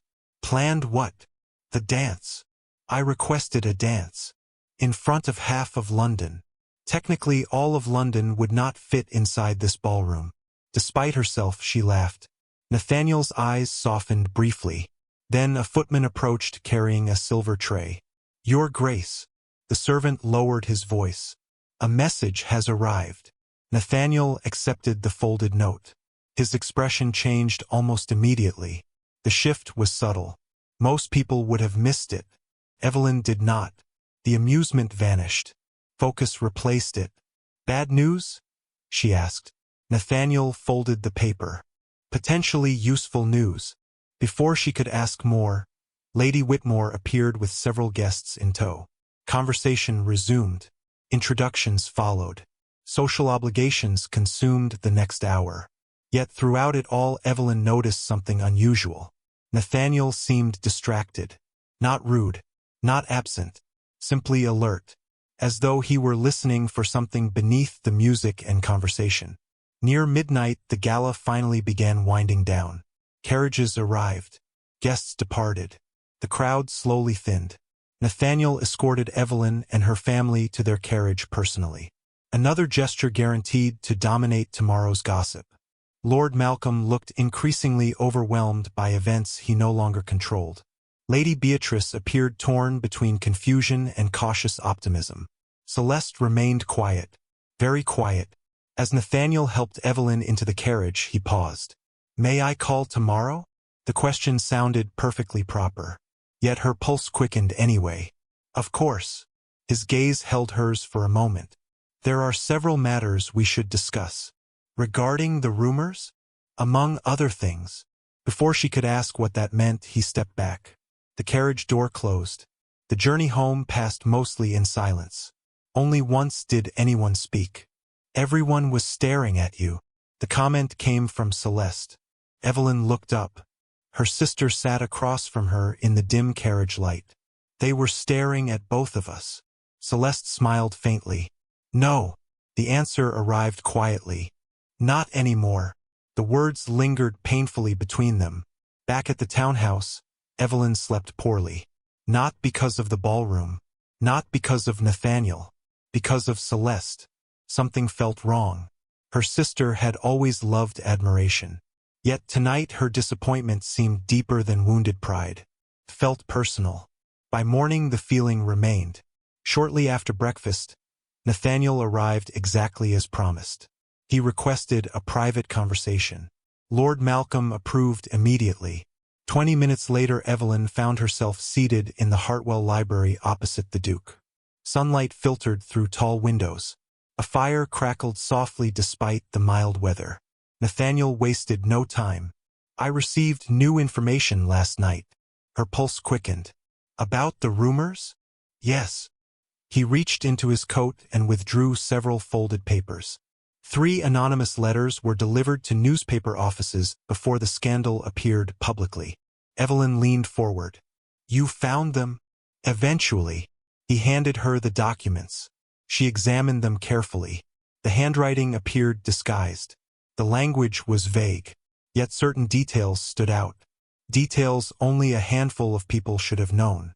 These were written before the rumors spread. Correct. Nathaniel folded his arms. Which means someone expected the scandal to happen. Evelyn looked up sharply. Expected. Or planned for it. The room suddenly felt colder.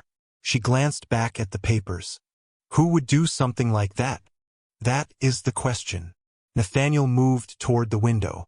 However, another name continues appearing around the edges of the situation. What name? His expression hardened. Lord Alistair Vane. Evelyn frowned. The name sounded familiar. I have met him. I know. She blinked. You do. He attended several events involving your family this season. Nathaniel turned back toward her. Particularly events involving your sister. The memory returned gradually. Charming smile. Expensive clothes. Easy manners. Lord Alistair Vane had been a frequent visitor during the summer. Celeste always seemed pleased when he appeared. He was interested in her. Perhaps. Nathaniel's answer carried enough doubt to make Evelyn uneasy. You disagree? I think Lord Vane is interested in opportunities. The statement sounded carefully chosen. Evelyn studied him. You know something. Not enough. His jaw tightened slightly. Yet. Before she could ask more, a knock interrupted them. A servant entered carrying correspondence. Several letters rested on a silver tray. Nathaniel accepted them automatically. One envelope immediately caught his attention. He opened it, read silently, then swore under his breath. Not loudly, not dramatically, simply with the frustration of a man whose suspicions had just deepened. Evelyn sat forward. What happened? Nathaniel handed her the page. Her eyes widened. It was a guest list. Not for a ball. For a private gathering held 6 days before the original scandal. Lord Alistair Vane's name appeared prominently. So did Celeste's. That alone meant little. Another detail mattered far more. The Duke of Raven-shire. Evelyn looked up. You attended? No. Nathaniel's voice remained flat. I declined the invitation. She read the list again. Confusion deepened. Then why include your name? An excellent question. The silence stretched. Then another realization struck her. Someone wanted people to believe you would be there. Nathaniel nodded once. Exactly. The pieces remained incomplete. Yet a pattern was beginning to emerge. Someone had connected his name to social events. Someone had positioned Celeste nearby. Someone had ensured rumors spread immediately afterward. The coincidence felt increasingly impossible to believe. Later that afternoon Nathaniel departed. He promised to continue investigating. Evelyn spent the remainder of the day attempting to organize her thoughts. Unfortunately, the situation only grew stranger. Near sunset, she climbed the main staircase toward her room. Halfway down the corridor, she noticed a maid leaving Celeste's chamber carrying a basket of discarded papers. Nothing unusual about that, until a folded fragment slipped from the basket and drifted onto the carpet. The maid continued walking without noticing. Evelyn bent automatically to retrieve it. Her intention was simply to return it. Then she glanced down. Her footsteps stopped. The paper contained only part of a letter. Most of it had been torn away, yet several lines remained intact. The handwriting looked familiar, very familiar. Evelyn stared at the elegant loops and careful slant of the ink. She had seen that handwriting hundreds of times. Notes, invitations, shopping lists, birthday cards. Celeste. Her heartbeat accelerated. Slowly she read the surviving words. Ensure he sees me before the announcement. Everything depends on timing. The sentence ended abruptly where the paper had been ripped. Evelyn stared at it. Confusion gave way to disbelief. Then uncertainty. Perhaps it meant nothing.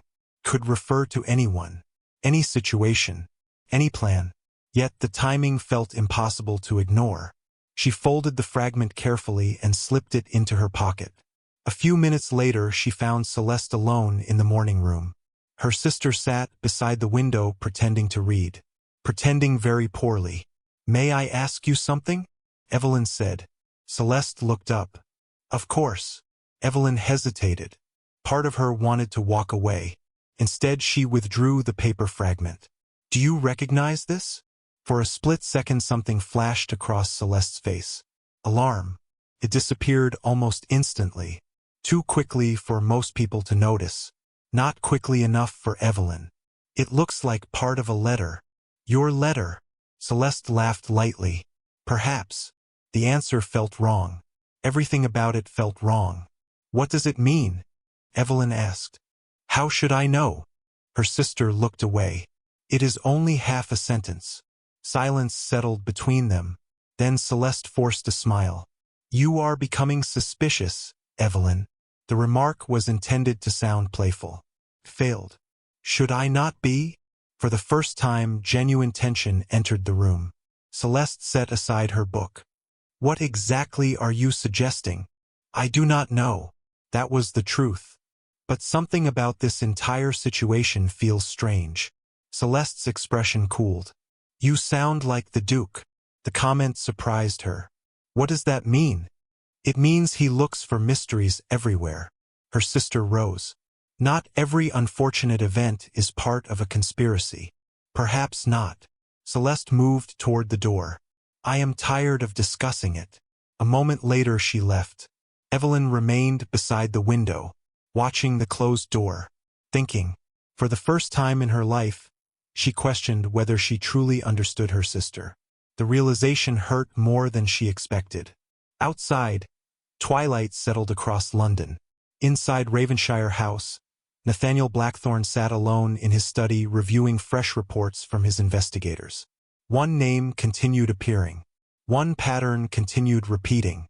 And with every new piece of information, he became more convinced that the scandal had never been an accident. Somewhere beneath the rumors, someone had been playing a careful game. The troubling part was no longer whether a trap existed. The troubling part was discovering who had built it, and why Evelyn Hartwell seemed to be the last person anyone expected to uncover the truth. The church bells began ringing before Evelyn was ready to hear them. Their distant chime drifted through the open window of her bedchamber on a cold November morning. Somewhere beyond the gray London sky, a city was already awake. Carriages rolled across damp streets. Shopkeepers opened doors. Servants hurried through noble households. And by evening, Evelyn Hartwell would become the Duchess of Raven-shire. She stood motionless before the mirror while Martha adjusted the final folds of ivory silk. The wedding gown was elegant rather than extravagant. Nathaniel had insisted upon that. He disliked displays designed solely to impress strangers. The simplicity somehow made the occasion feel even more significant. "You haven't moved in 5 minutes." Martha stepped back and studied her reflection. "Are you nervous?" Evelyn laughed softly. "I believe I have passed nervousness and entered an entirely different condition." "That sounds alarming." "It feels alarming." The maid smiled. "For what it's worth, I've never seen you look happier." The comment caught Evelyn off guard. Happier? She stared at her reflection. The last several weeks had been chaotic. Rumors, questions, investigations, endless scrutiny. Yet beneath it all something unexpected had happened. Nathaniel had become the person she trusted most. Not because he promised grand romantic declarations. He never did. Not because he rescued her from every problem. He did not. He listened. He paid attention. He saw her. The realization warmed her chest. A knock sounded. Lady Beatrice entered. The room immediately grew quiet. For several moments neither woman spoke. Their relationship had never been particularly close. Too many years of distance stood between them. Yet this morning felt different. Lady Beatrice crossed the room slowly. "You look beautiful." Evelyn smiled. "Thank you." Her stepmother hesitated. "I owe you an apology." That was the last thing Evelyn expected to hear. "You do not owe me anything." "Yes." Lady Beatrice's eyes glistened slightly. "I do." The older woman clasped her hands together. "For years I convinced myself I was doing what was best for this family." Silence filled the room. "Sometimes I forgot what was best for you." Evelyn looked away briefly.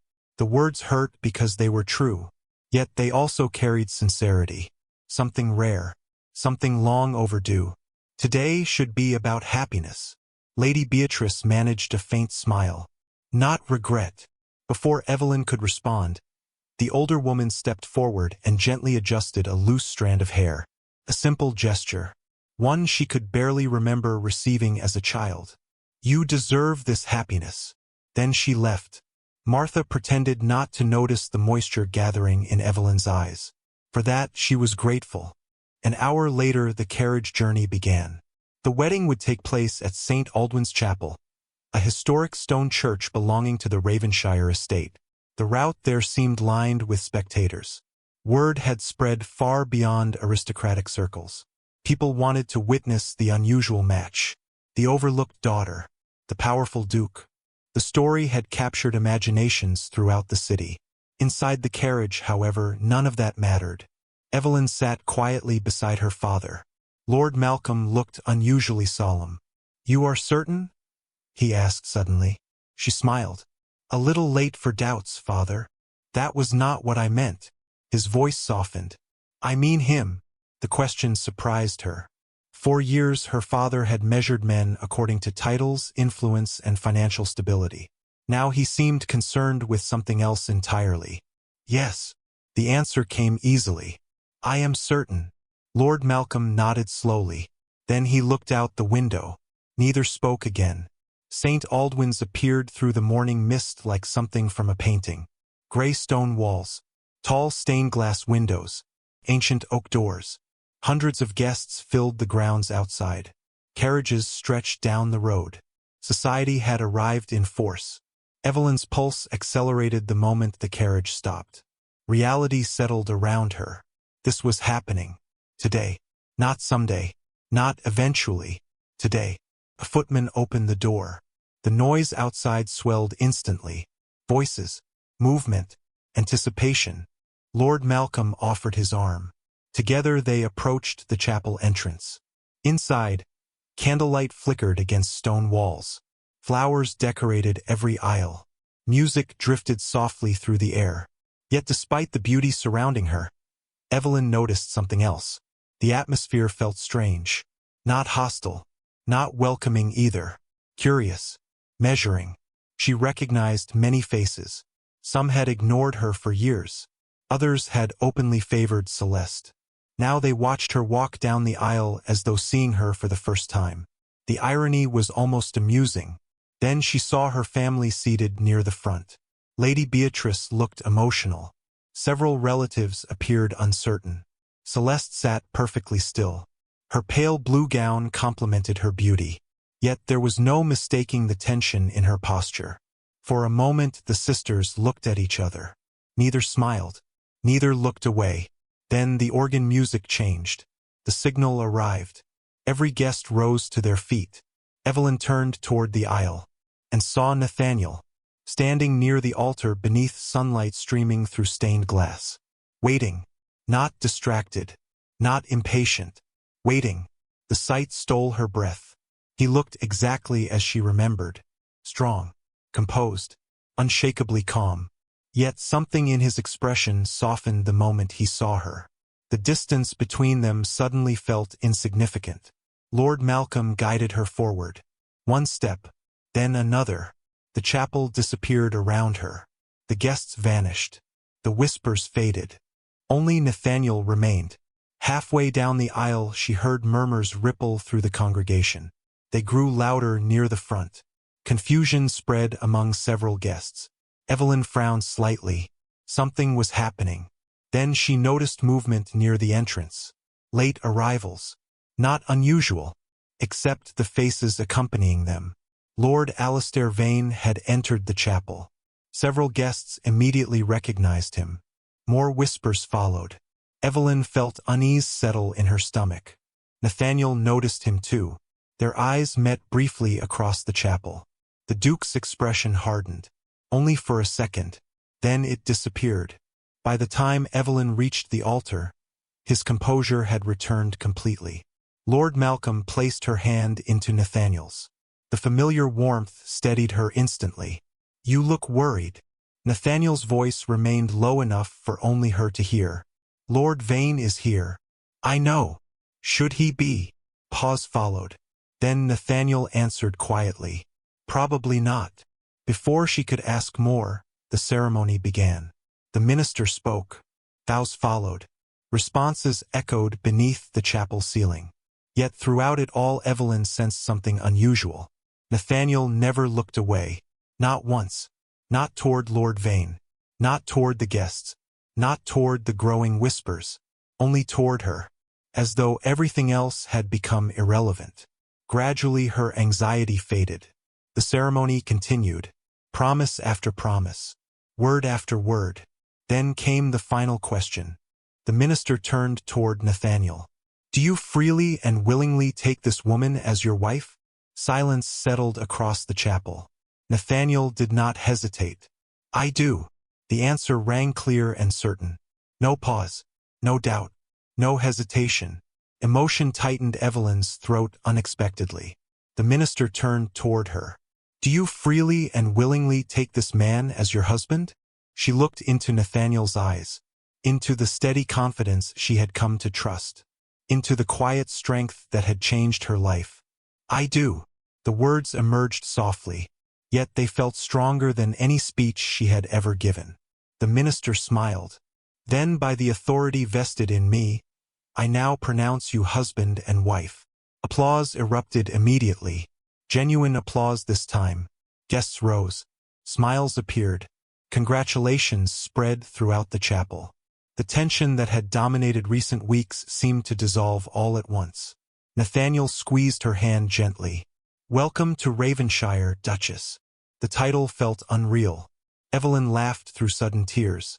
"I believe it may take some time to become accustomed to that." "Take all the time you need." Together they turned toward the congregation. Hundreds of faces looked back at them. Some surprised. Some approving. Some envious. None mattered very much. Because for the first time in her life, Evelyn was not standing in someone else's shadow. She was not repairing another person's mistake. She was not waiting to be noticed.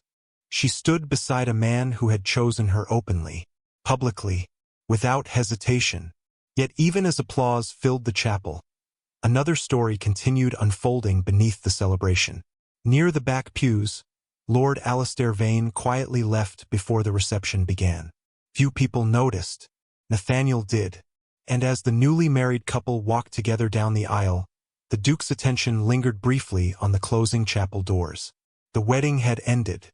The mystery had not. Somewhere beyond the celebration, pieces were still moving. Secrets were still hidden. And sooner or later, the truth behind the scandal would demand to be heard.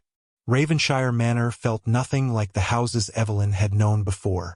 The estate stretched across rolling countryside several hours from London. Ancient oak trees lined the winding drive. Stone walls stood covered in ivy.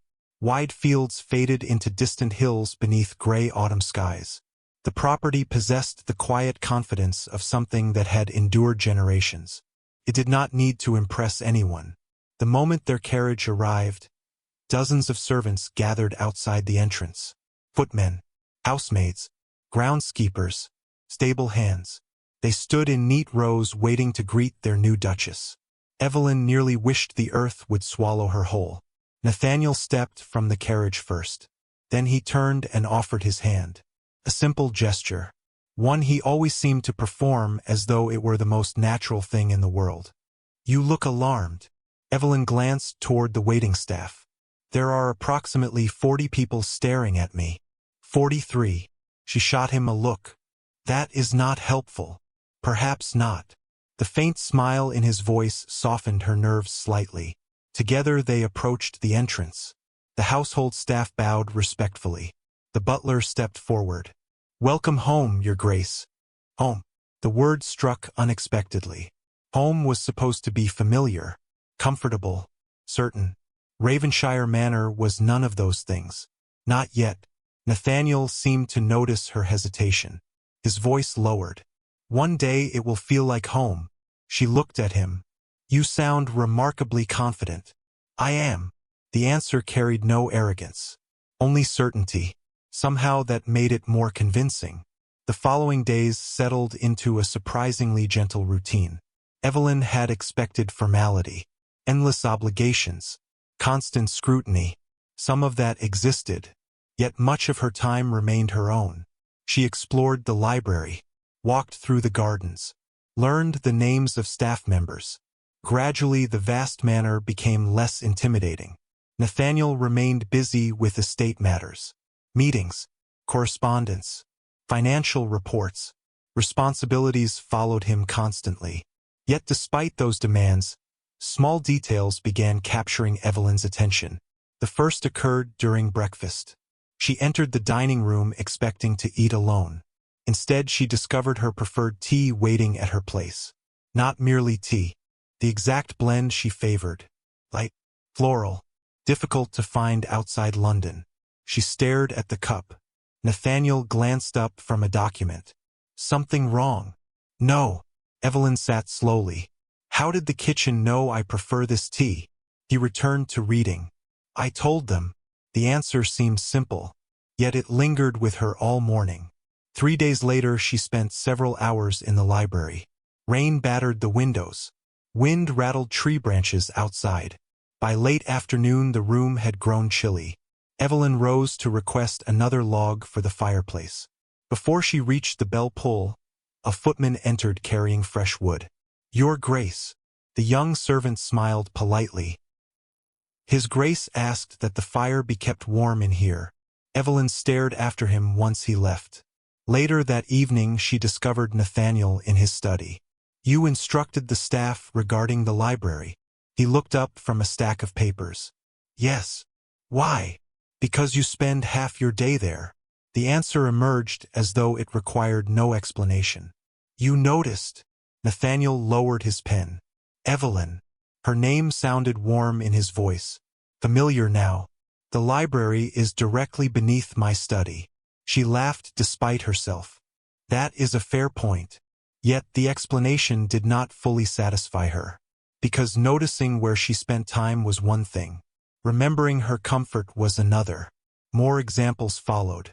A riding mare appeared because Nathaniel overheard her mention missing morning rides. Fresh flowers arrived weekly in her sitting room because he once noticed her admiring late-season roses. New books appeared in the library after she casually referenced favorite authors during dinner. None of the gestures were grand. None seemed designed to impress. That was precisely why they mattered. Weeks passed. Autumn deepened. Raven-shire Manor slowly transformed around her. And somewhere along the way, an uncomfortable question began forming inside Evelyn's mind. Why had Nathaniel married her? Not publicly, not politically, personally. The thought returned often, usually during quiet moments, usually when he was not there, because despite everything that had happened, uncertainty remained. Their marriage had emerged from scandal, from circumstance, from public attention. He treated her with kindness, respect, consideration. Yet kindness was not love. Respect was not love. Consideration was not love. One evening she found herself standing alone in the conservatory after dinner. Moonlight filtered through glass panels overhead. Exotic plants filled the space with fragrance. The room felt peaceful, until a familiar voice interrupted her thoughts. "You disappear whenever you are troubled." Evelyn turned. Nathaniel stood near the doorway. Jacket removed. Sleeves rolled slightly. Less Duke. More man. The sight affected her more than it should have. "I did not realize I was troubled." He approached slowly. "You have spent 20 minutes staring at the same flower." She looked down. He was correct. "Perhaps I find it fascinating." "It is a fern." The deadpan response made her laugh. Nathaniel smiled faintly. Then his expression softened. "What is wrong?" Evelyn hesitated. Part of her wanted to avoid the conversation. Another part was tired of avoiding it. "May I ask you something?" "Always." The answer arrived instantly. That alone made her heart ache. "Why did you choose me?" Silence settled between them. Nathaniel did not look surprised, almost as though he had expected the question eventually. "That is what has been troubling you." "Yes." He studied her quietly. "You believe I married you because of circumstance." She looked away. "Would that be unreasonable?" "No." His honesty startled her. "It would not." The conservatory grew very still. The scandal accelerated events. Nathaniel's voice remained calm. "I will not pretend otherwise." Evelyn nodded. Somehow hearing it aloud hurt more than she expected. Then he continued. "But it did not create my interest in you." Her breath caught. Slowly she looked back at him. Nathaniel's gaze never wavered. "Do you remember our first conversation?" "In your study." "Yes." A faint smile touched his mouth. "You were the only person who entered that room without asking me for something." Evelyn blinked. "I was asking for discretion." "For your sister." He stepped closer. "Not yourself." She remembered. The conversation. The questions. The strange feeling of being seen. "Most people approach me because of what I can provide." Nathaniel's voice softened. "You approached me because someone else needed help." The conservatory seemed smaller suddenly. More intimate. "That is not a reason to marry someone." "No." Another step. "It is a reason to pay attention." Neither spoke for several moments. Then Nathaniel smiled slightly. "After that, you became difficult to ignore." Heat rose to her cheeks. "That sounds suspiciously like a compliment." "It is." The admission came without hesitation. Evelyn laughed softly. Yet uncertainty remained. He seemed to recognize it. "You still doubt me." "I am trying not to." Nathaniel considered that. Then he nodded once. "Fair enough." To her surprise, he did not press further. Did not demand trust. Did not offer dramatic declarations. Instead, he simply stood beside her beneath the moonlit glass ceiling. Present. Steady. Patient.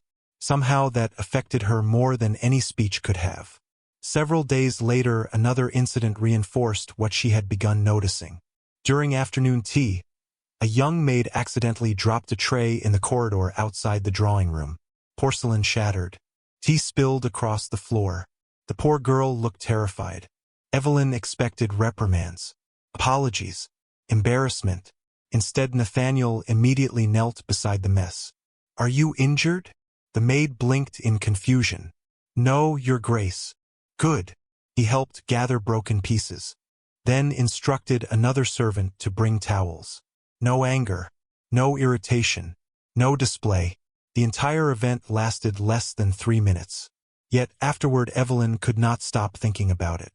Because powerful men often revealed themselves through small moments. And Nathaniel continually revealed kindness when nobody expected it. That evening she sat beside the library fire reading while rain tapped softly against the windows. A knock sounded. The butler entered carrying a silver tray. "A letter for your grace." Evelyn accepted it automatically, then froze.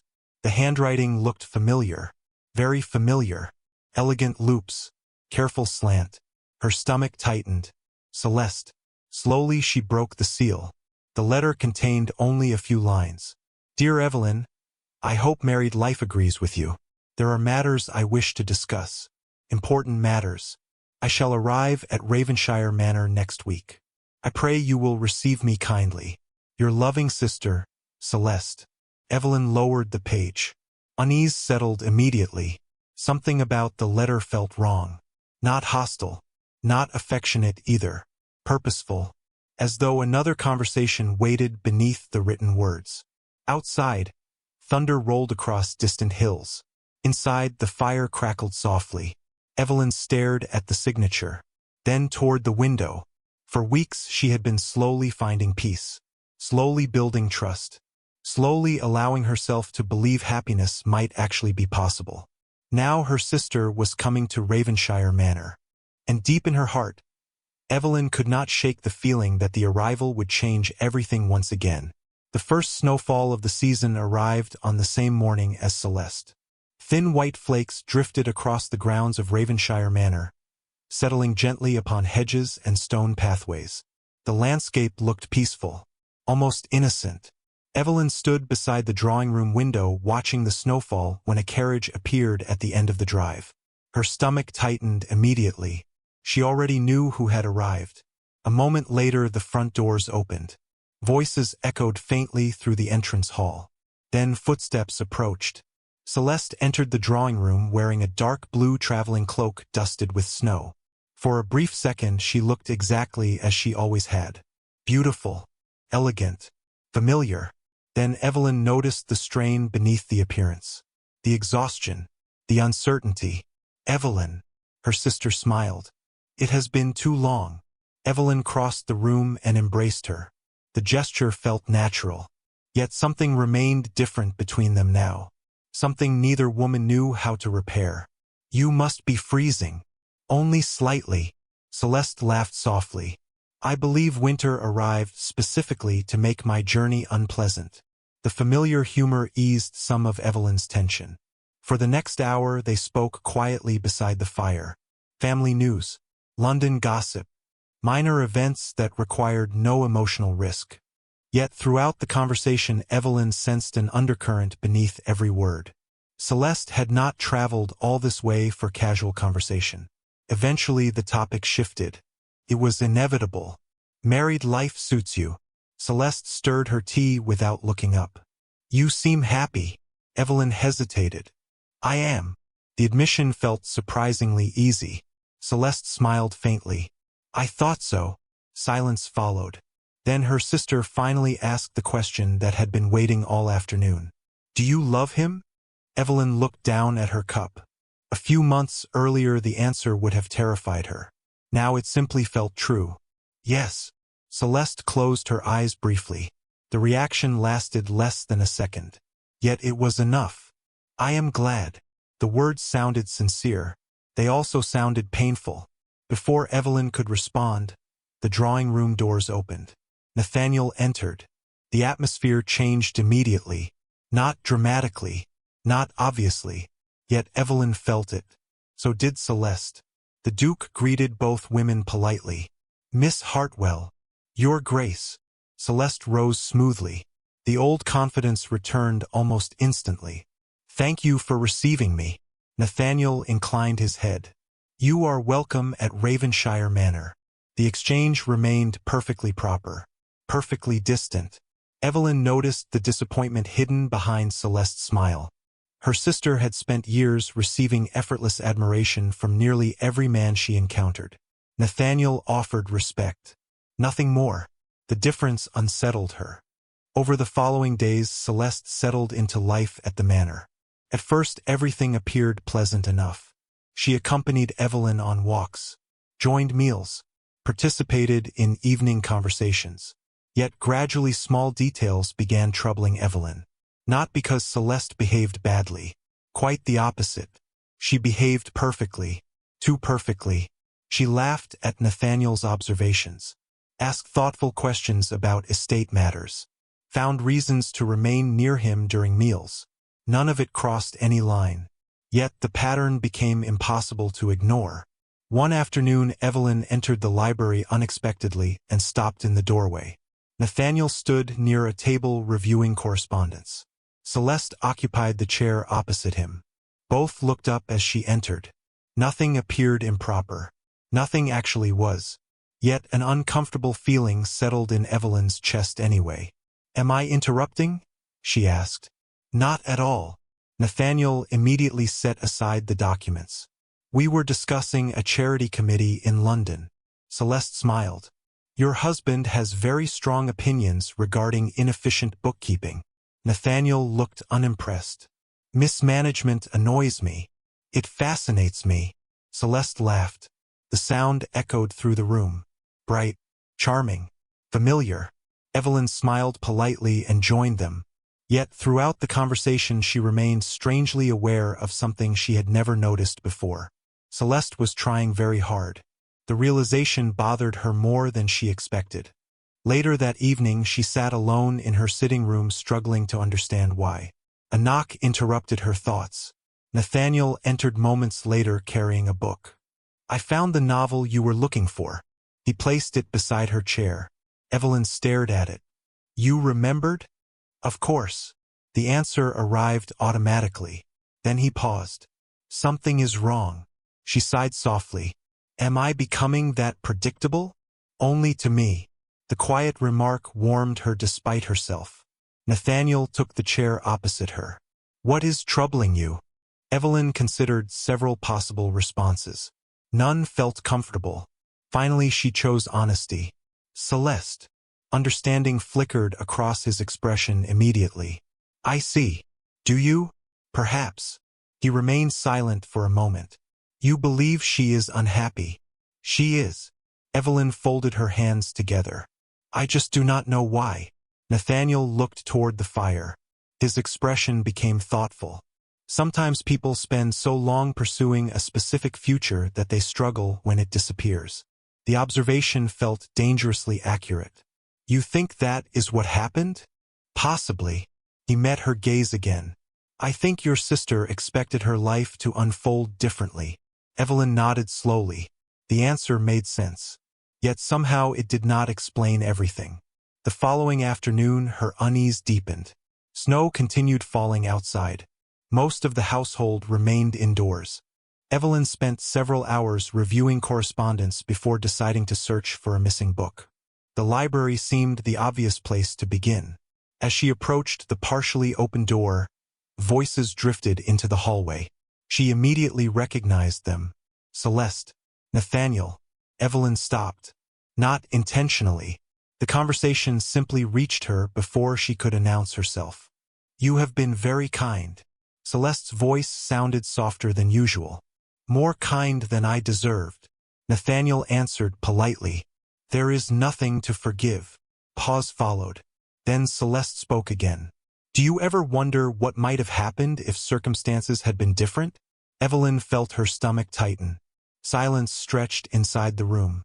Finally Nathaniel replied. "No." The answer came without hesitation, without uncertainty, without ambiguity. Celeste laughed lightly. "That was remarkably direct. You asked a direct question." Another pause. Then her sister tried again. "Not even occasionally?" "No."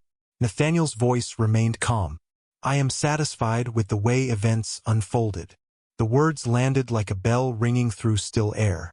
Evelyn stood frozen outside the door. Not because of Celeste. Because of him. Satisfied. Not resigned. Not accepting. Satisfied. The distinction mattered. A great deal. Inside the room, Celeste became very quiet. When she spoke again, sadness colored every word. "You chose correctly."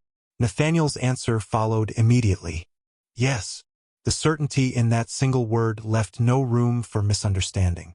None whatsoever. Evelyn quietly stepped away before either person noticed her presence. She retreated down the corridor with her heart pounding. Relief flooded through her. Relief so intense it almost embarrassed her. She had not realized how much doubt she still carried until that moment. Not doubt about Nathaniel's character. Doubt about his feelings. About his reasons. About whether she had merely benefited from circumstance. Now some of that uncertainty finally began to disappear. Unfortunately, the same conversation seemed to affect Celeste very differently. Over the next 2 days her sister became increasingly withdrawn. She smiled less, spoke less, frequently stared out windows without explanation. Then, on the third evening, everything changed. The household gathered for dinner as usual. Snow fell heavily outside. Firelight flickered across crystal glasses and polished silver. Conversation remained pleasant, until a servant entered carrying a letter. For His Grace. Nathaniel accepted the envelope. The moment he saw the seal, his expression changed. Evelyn recognized it instantly, the look he wore whenever new information appeared. He opened the letter. Read silently, then read it again. Nathaniel, Evelyn asked quietly. The Duke looked up. His gray eyes had hardened. My investigators found something. The room grew still. Celeste's hand tightened around her wineglass. Nathaniel noticed. So did Evelyn. What kind of something? She asked. Nathaniel folded the letter carefully. Evidence. The single word seemed to drain all color from Celeste's face. A long silence followed. Then Nathaniel rose from his chair. I believe the truth is finally beginning to emerge. Outside, snow continued falling across Raven-shire Manor. Inside, years of assumptions had begun cracking apart. And for the first time since the scandal started, Evelyn suspected the answers they had been seeking were much closer than anyone realized. The invitation arrived 3 days later. Thick cream parchment, gold lettering, the crest of the Ashcombe family pressed into dark blue wax. By itself, the invitation would have meant very little. Combined with Nathaniel's newly discovered evidence, it felt significant. Evelyn stood beside the breakfast table reading it while snow drifted lazily beyond the windows. A winter ball? She asked. Nathaniel accepted the card from her. Hosted by Lady Veronica Ashcombe. The same Lady Veronica who attempted to embarrass me at Lady Whitmore's gala. The very one. Evelyn sighed. How fortunate. Nathaniel's mouth twitched slightly. You continue to possess a remarkable gift for understatement. The invitation had not been addressed only to them. Nearly every influential family in London would attend. More importantly, so would Lord Alistair Vane. Nathaniel had already confirmed it. The discovery explained his interest immediately. You believe something will happen there. Nathaniel folded the card and set it aside. I believe someone who feels secure often becomes careless. And Lord Vane feels secure? At the moment. His expression hardened slightly. Yes. The ball took place 4 evenings later. London glittered beneath fresh snowfall. Carriages lined the streets. Gas lamps reflected across icy cobblestones. Inside Ashcombe House, hundreds of candles illuminated enormous crystal chandeliers. Music echoed through the ballroom. Laughter floated above conversations. Society had gathered once again. Yet this evening felt different from previous events. Evelyn sensed it the moment she entered. The atmosphere carried anticipation, expectation, as though everyone instinctively knew another chapter of the story was about to unfold. Nathaniel offered his arm as they entered together. The gesture no longer surprised her. Yet the effect remained powerful. Heads turned immediately. Whispers followed. Not cruel whispers this time. Curious ones. Respectful ones. The transformation still felt surreal. Several months earlier most guests would have looked directly past her. Now they stepped aside, smiled, requested introductions. This is becoming alarming. Evelyn kept her voice low. Nathaniel glanced toward her. What is? People are being pleasant. That earned an actual laugh. Rare enough to feel like a victory. You are adjusting remarkably well to public admiration. I am enduring it. A subtle distinction. Before she could answer, Lady Veronica Ashcombe appeared. Her welcome was gracious, impeccable, perfectly polished. Yet something about her smile seemed strained, as though she sensed events moving beyond her control. "Your Grace, Duchess." Evelyn still felt startled whenever people addressed her by title. Lady Veronica's attention lingered on her slightly longer than necessary. Then she moved on. The evening progressed. Conversations flowed. Music played. Guests danced. Nathaniel remained observant throughout. More than once Evelyn caught him studying the crowd rather than participating in it. Looking, waiting, searching. Eventually she noticed who occupied most of his attention. Lord Alistair Vane. The man moved comfortably through the ballroom. Charming, confident, entirely at ease. He laughed easily, accepted compliments, spoke with influential guests.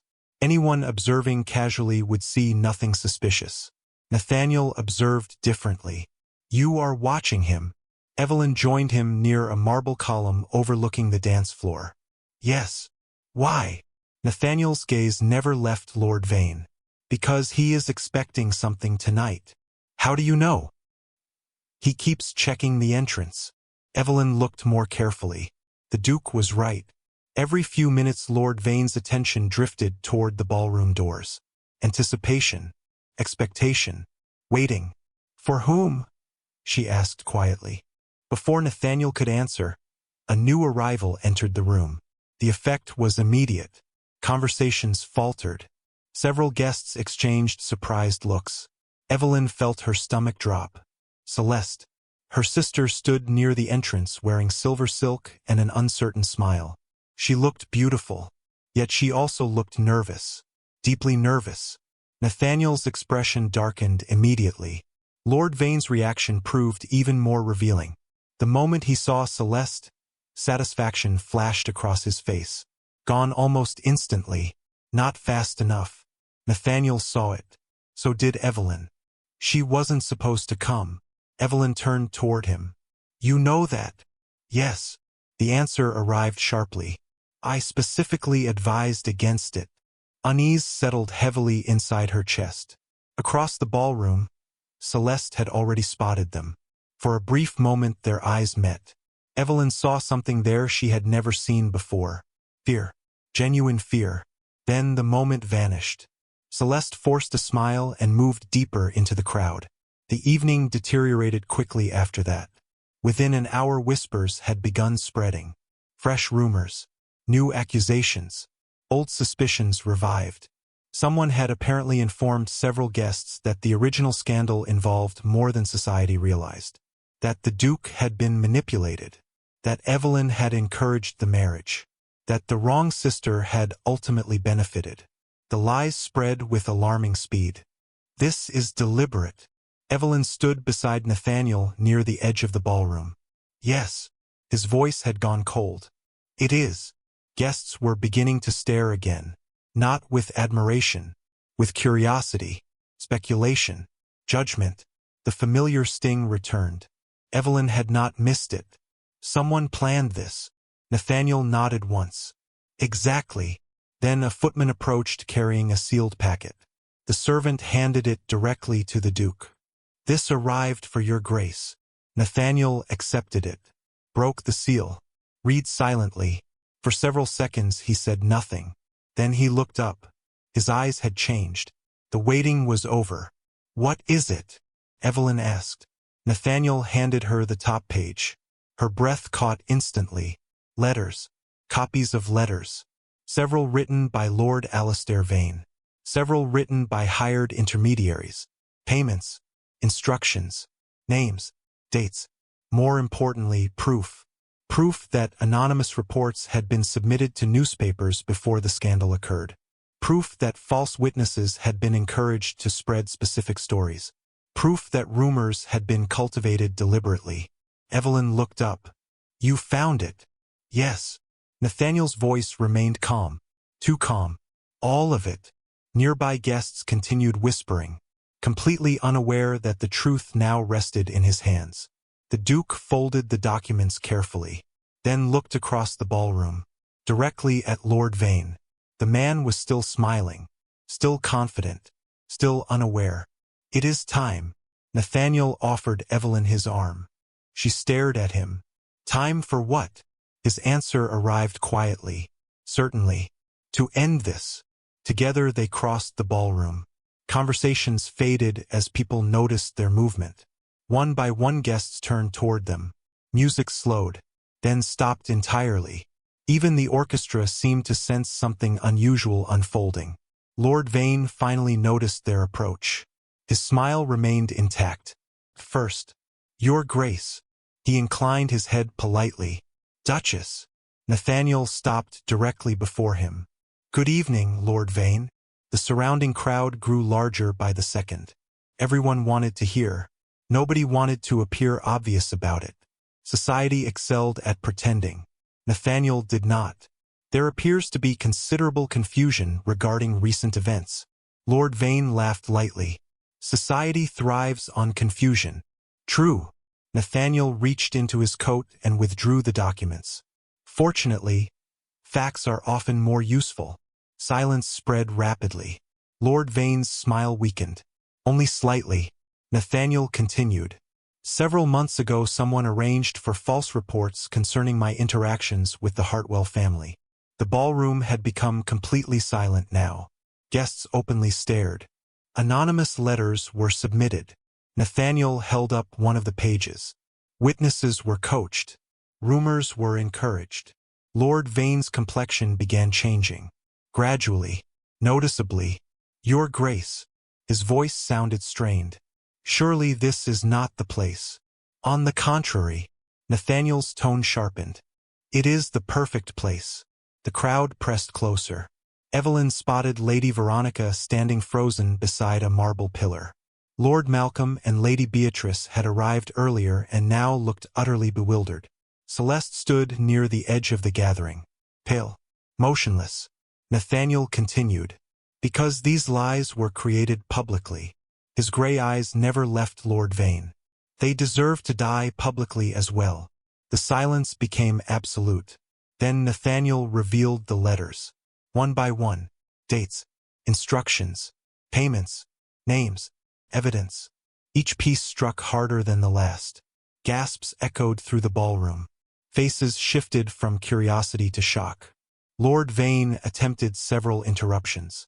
Nathaniel ignored every one of them. The truth kept coming. Relentless. Precise. Unavoidable. Finally the Duke held up the last document. This letter confirms the entire scheme. He looked around the room. The scandal was manufactured. Guests stared openly now. Nobody bothered pretending otherwise. Nathaniel's voice carried clearly through the ballroom. My marriage was never the result of impropriety. He paused. It was the result of choice. Then he looked directly at Evelyn. In front of everyone. My choice. Emotion tightened her throat. Around them, the ballroom remained silent. Watching. Listening. Understanding. The tide had turned. Yet one question still remained unanswered. The most painful question of all. Because as the crowd processed Lord Vane's role in the deception, more than one guest had already begun looking towards Celeste. And for the first time, Evelyn realized the next truth revealed might be far more devastating than the first. For several seconds after Nathaniel finished speaking, nobody moved. The ballroom stood suspended in stunned silence. Hundreds of guests stared at the documents in his hands. At Lord Alistair Vane. At Evelyn. At each other. The atmosphere had shifted completely. The rumors that had dominated months of conversation were collapsing in real time. Lord Vane attempted to recover first. His smile returned. Weakly. This proves nothing. The statement sounded far less convincing than he intended. Nathaniel remained calm. It proves quite a lot. Anonymous letters could come from anyone. True. Nathaniel nodded once. Which is why I obtained testimony from the men you paid to distribute them. A ripple of shock passed through the crowd. Lord Vane's face lost what little color remained. You cannot possibly. I can. Nathaniel's voice remained steady. And I did. The silence deepened. Lord Vane looked around the room searching for support. None appeared. People who had eagerly entertained gossip now seemed desperate to distance themselves from it. Society loved a scandal. It loved being associated with a failed scandal considerably less. Lady Veronica Ashcombe finally spoke. "Alistair." Her voice trembled slightly. "Tell me this is not true." Lord Vane opened his mouth, closed it, then looked away. The answer proved more powerful than any denial. Gasps echoed throughout the ballroom. The truth was no longer hiding. It stood in plain view. Yet Nathaniel was not finished. He folded the documents carefully and handed them to a waiting servant. Then his attention shifted, slowly, deliberately, toward Celeste. Evelyn felt her heartbeat quicken. Around them, several guests followed his gaze. The tension returned immediately. Different now. Sharper. More personal. Celeste stood near a marble column. Pale. Motionless. For one brief moment Evelyn wanted to protect her. To step between her sister and the attention gathering around her. Old habits died slowly. Nathaniel spoke before she could move. "Miss Hartwell." Celeste looked up. Her expression carried quiet resignation. Almost relief. "Your Grace." The ballroom remained silent. Watching. Waiting. "There is one question I have never been able to answer." Nathaniel's voice softened slightly. "Why you never seemed surprised by any of this?" A collective breath moved through the crowd. Celeste closed her eyes briefly, then opened them again. "Because I knew Alistair intended to spread rumors." Murmurs exploded throughout the room. Evelyn stared.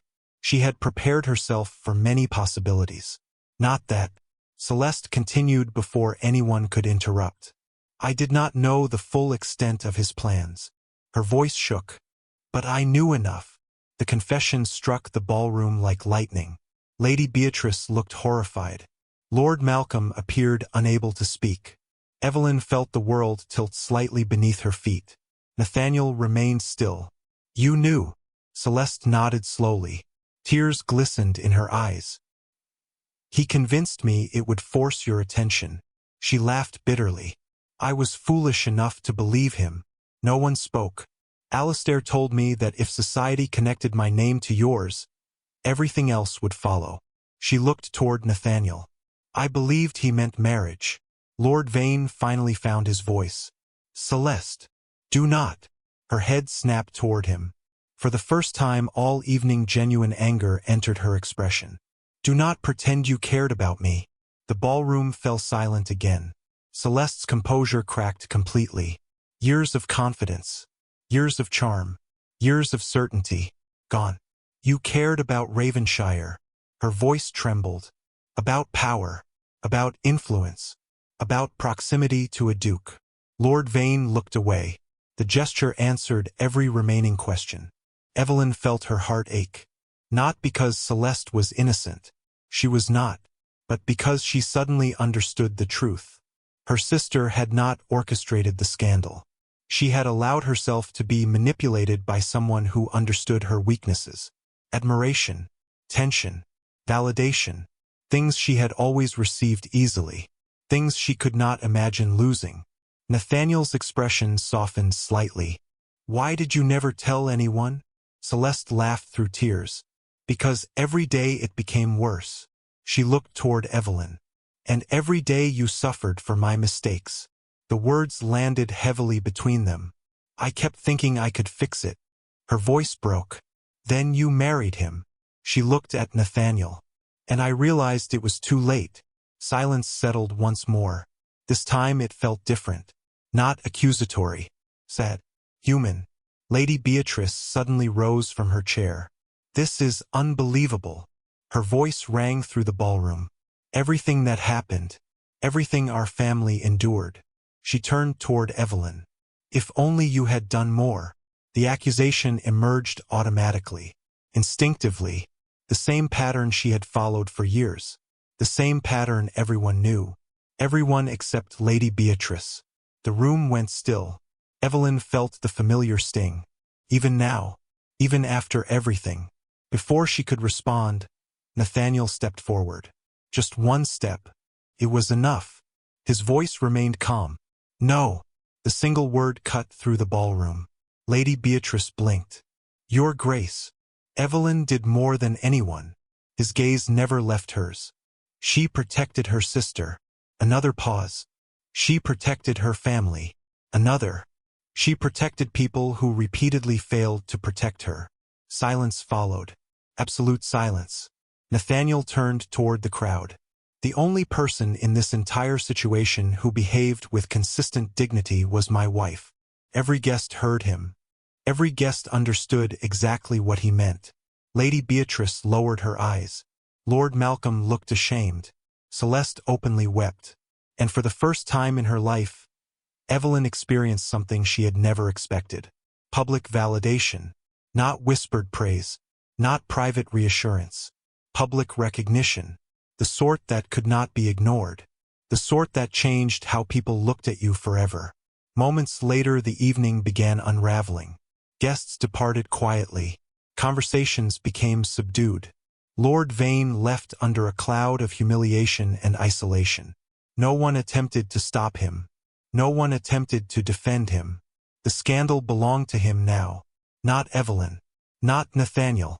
Not even Celeste. Eventually the ballroom emptied.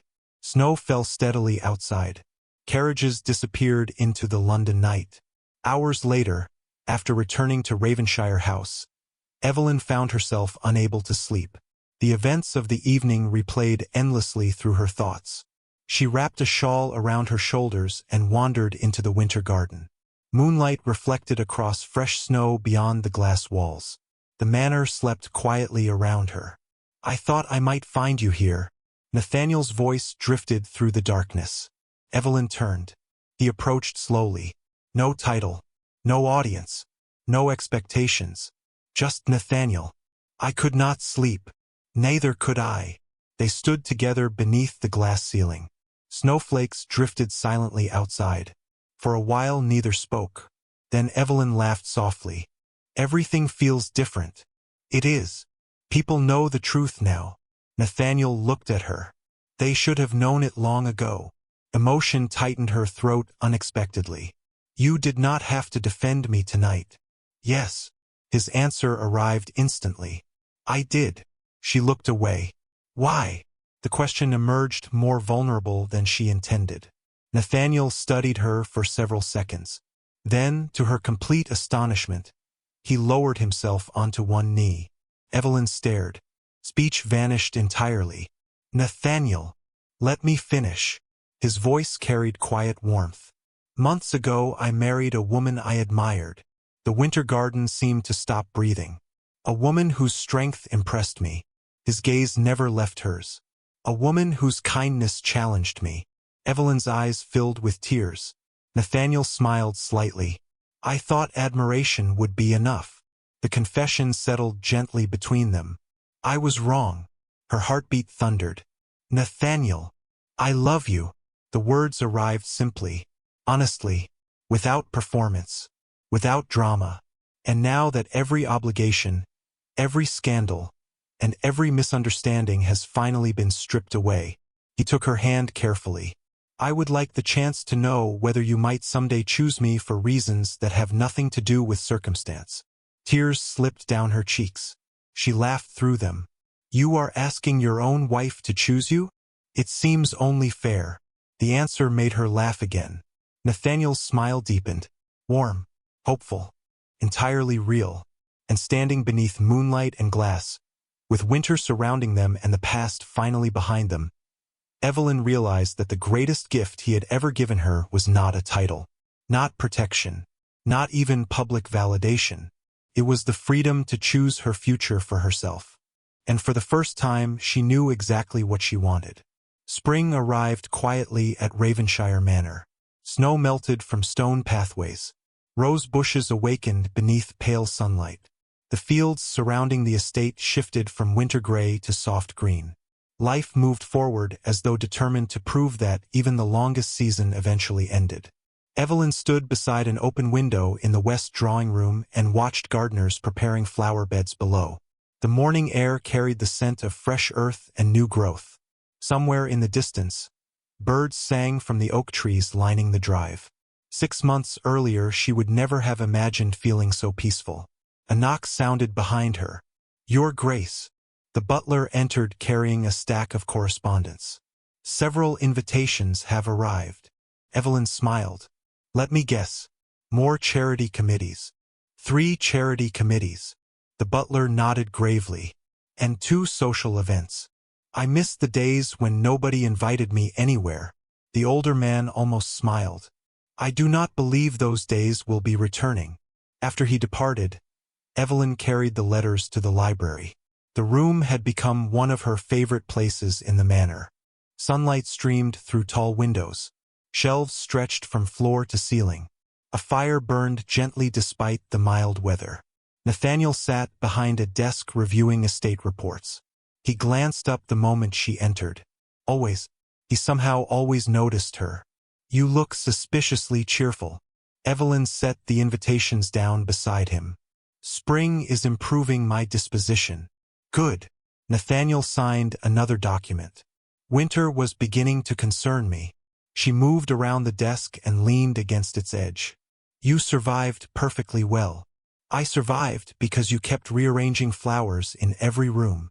The observation made her laugh. Nathaniel finally set aside his pen. Then he reached for her hand. A simple habit now. Familiar. Natural. Something that still warmed her every single time. What are those? He nodded toward the invitations. Evidence that society has forgiven us. Nathaniel looked unimpressed. Society requires forgiveness? Apparently. She handed him the top envelope. He scanned it briefly. The Langley Garden Gala. We have been invited as honored guests. Nathaniel sighed. That sounds exhausting. You are a duke. I am aware. His expression remained perfectly serious. It continues to be inconvenient. Evelyn laughed again. Moments like these still surprised her. The world saw Nathaniel Blackthorne as powerful, reserved, untouchable. Very few people saw his dry humor. Fewer still earned it. Later that afternoon, a carriage arrived unexpectedly. The visitor was announced before entering the drawing room. Miss Celeste Hartwell. Evelyn rose immediately. Several months had passed since the winter ball. Several months since the truth emerged. Several months since everything changed. Celeste looked different now. Not dramatically, subtly. The restless need for approval that once defined her seemed quieter, softer, more honest. She smiled as she entered. This time the smile reached her eyes. I hope I am not intruding. Never. Evelyn crossed the room and embraced her. The gesture felt easy now, natural. Time had repaired what bitterness could not. They spent the afternoon walking through the gardens. Rose bushes bloomed around stone paths. Bees drifted lazily through the sunlight. For a while they spoke of ordinary things. Books, travel, family news. Eventually the conversation found its way somewhere deeper. I have been thinking a great deal lately. Celeste paused beside a fountain. That sounds dangerous. The familiar joke earned a laugh. Then Celeste grew serious again. I spent years believing attention was the same thing as love. Evelyn remained quiet. It took losing both to understand the difference. Sunlight reflected across the water. The breeze stirred nearby flowers. I am sorry. The words emerged softly. For all of it. Evelyn looked at her sister. The apology carried no excuses. No explanations. Only sincerity. I know. Celeste's eyes filled with emotion. You should have hated me. Perhaps. Evelyn smiled gently. But I was always very bad at that. A tear slipped down her sister's cheek. She laughed and brushed it away. You really are impossible. Nathaniel says the same thing. Then perhaps he is finally learning something. By evening the sisters returned to the manor laughing together. The sound surprised several servants. It surprised Evelyn too, because for the first time in many years, there was no competition between them. No comparisons. No shadows. Just 2 women trying to become better than they had been yesterday. A week later London hosted its largest spring charity gala. The event drew nobility from across the country. Ballrooms glittered beneath crystal chandeliers. Music echoed through enormous halls. The entire city seemed determined to celebrate the season. As Nathaniel and Evelyn entered the ballroom together, conversations paused. Not from scandal. Not from curiosity. From respect. The difference felt extraordinary. Guests approached warmly, smiled genuinely, requested introductions. The same society that once ignored Evelyn now welcomed her openly. Yet the most satisfying part had nothing to do with status. It was the absence of resentment. She no longer needed their approval, which made receiving it strangely unimportant. During the evening, Lady Veronica Ashcombe approached. Evelyn had not spoken to her since the winter ball. The woman looked slightly uncomfortable. "Your Grace." "Lady Veronica." An awkward pause followed. Then the older woman cleared her throat. "I owe you an apology." Evelyn blinked. "That seems to be becoming a trend." Lady Veronica laughed despite herself. "I misjudged you. Many people did. That is not an excuse." The honesty surprised her. "No." Evelyn smiled gently. "It is not." The woman visibly relaxed. The conversation moved on. Another small wound healed. Another burden released. Much later, after the final dance and final farewell, Nathaniel escorted Evelyn outside. The evening air felt warm. Lanterns glowed along the garden paths surrounding the ballroom. Music drifted faintly from open windows. For a few moments they walked without speaking. Then Nathaniel stopped beside a stone fountain. "Do you remember Lady Whitmore's gala?" Evelyn laughed softly. "The evening you forced half of London to stare at me?" "Forced is a strong word." "It is an accurate word." Nathaniel accepted that with surprising grace. "Fair enough." The fountain splashed quietly beside them. Lantern light reflected across the water. "I was terrified that night." Evelyn looked toward the stars. "I know." "How?" Nathaniel's expression softened. "Because your hand shook when I asked you to dance." The memory made her smile. "And yet you asked anyway." "Yes." His answer came easily. "Because I wanted everyone to see what they had missed." Emotion tightened her throat unexpectedly. Even now, after everything, Nathaniel reached for her hand. "Evelyn." She looked up. "Yes." The warmth in his eyes stole her breath just as surely as it had months ago. "Perhaps more. There is something I have been meaning to tell you." "Only one thing?" "At the moment." She laughed softly. Nathaniel stepped closer. "When I first met you, I thought you were extraordinary." Her heartbeat quickened. "You have mentioned that." "I was wrong." Evelyn raised an eyebrow. "That is not the direction I expected this conversation to take." The corner of his mouth lifted. "Allow me to finish." She nodded. "You were not extraordinary." His gaze never left hers. "You were essential." The world seemed to grow very quiet. "Essential to what?" she whispered. Nathaniel smiled. The smile she saw only when they were alone. The one that belonged to no duke. No title. No obligation. Only him. "To my life." Tears filled her eyes immediately. She laughed at herself even as they appeared. Nathaniel brushed one away gently. "There it is." "What?" "That expression." The same words he had spoken months ago. In a library. Before either of them understood where the journey would lead. Evelyn shook her head, smiling through tears. "You noticed that too?" "I notice everything about you." The answer held no hesitation. No doubt. No audience. Just truth.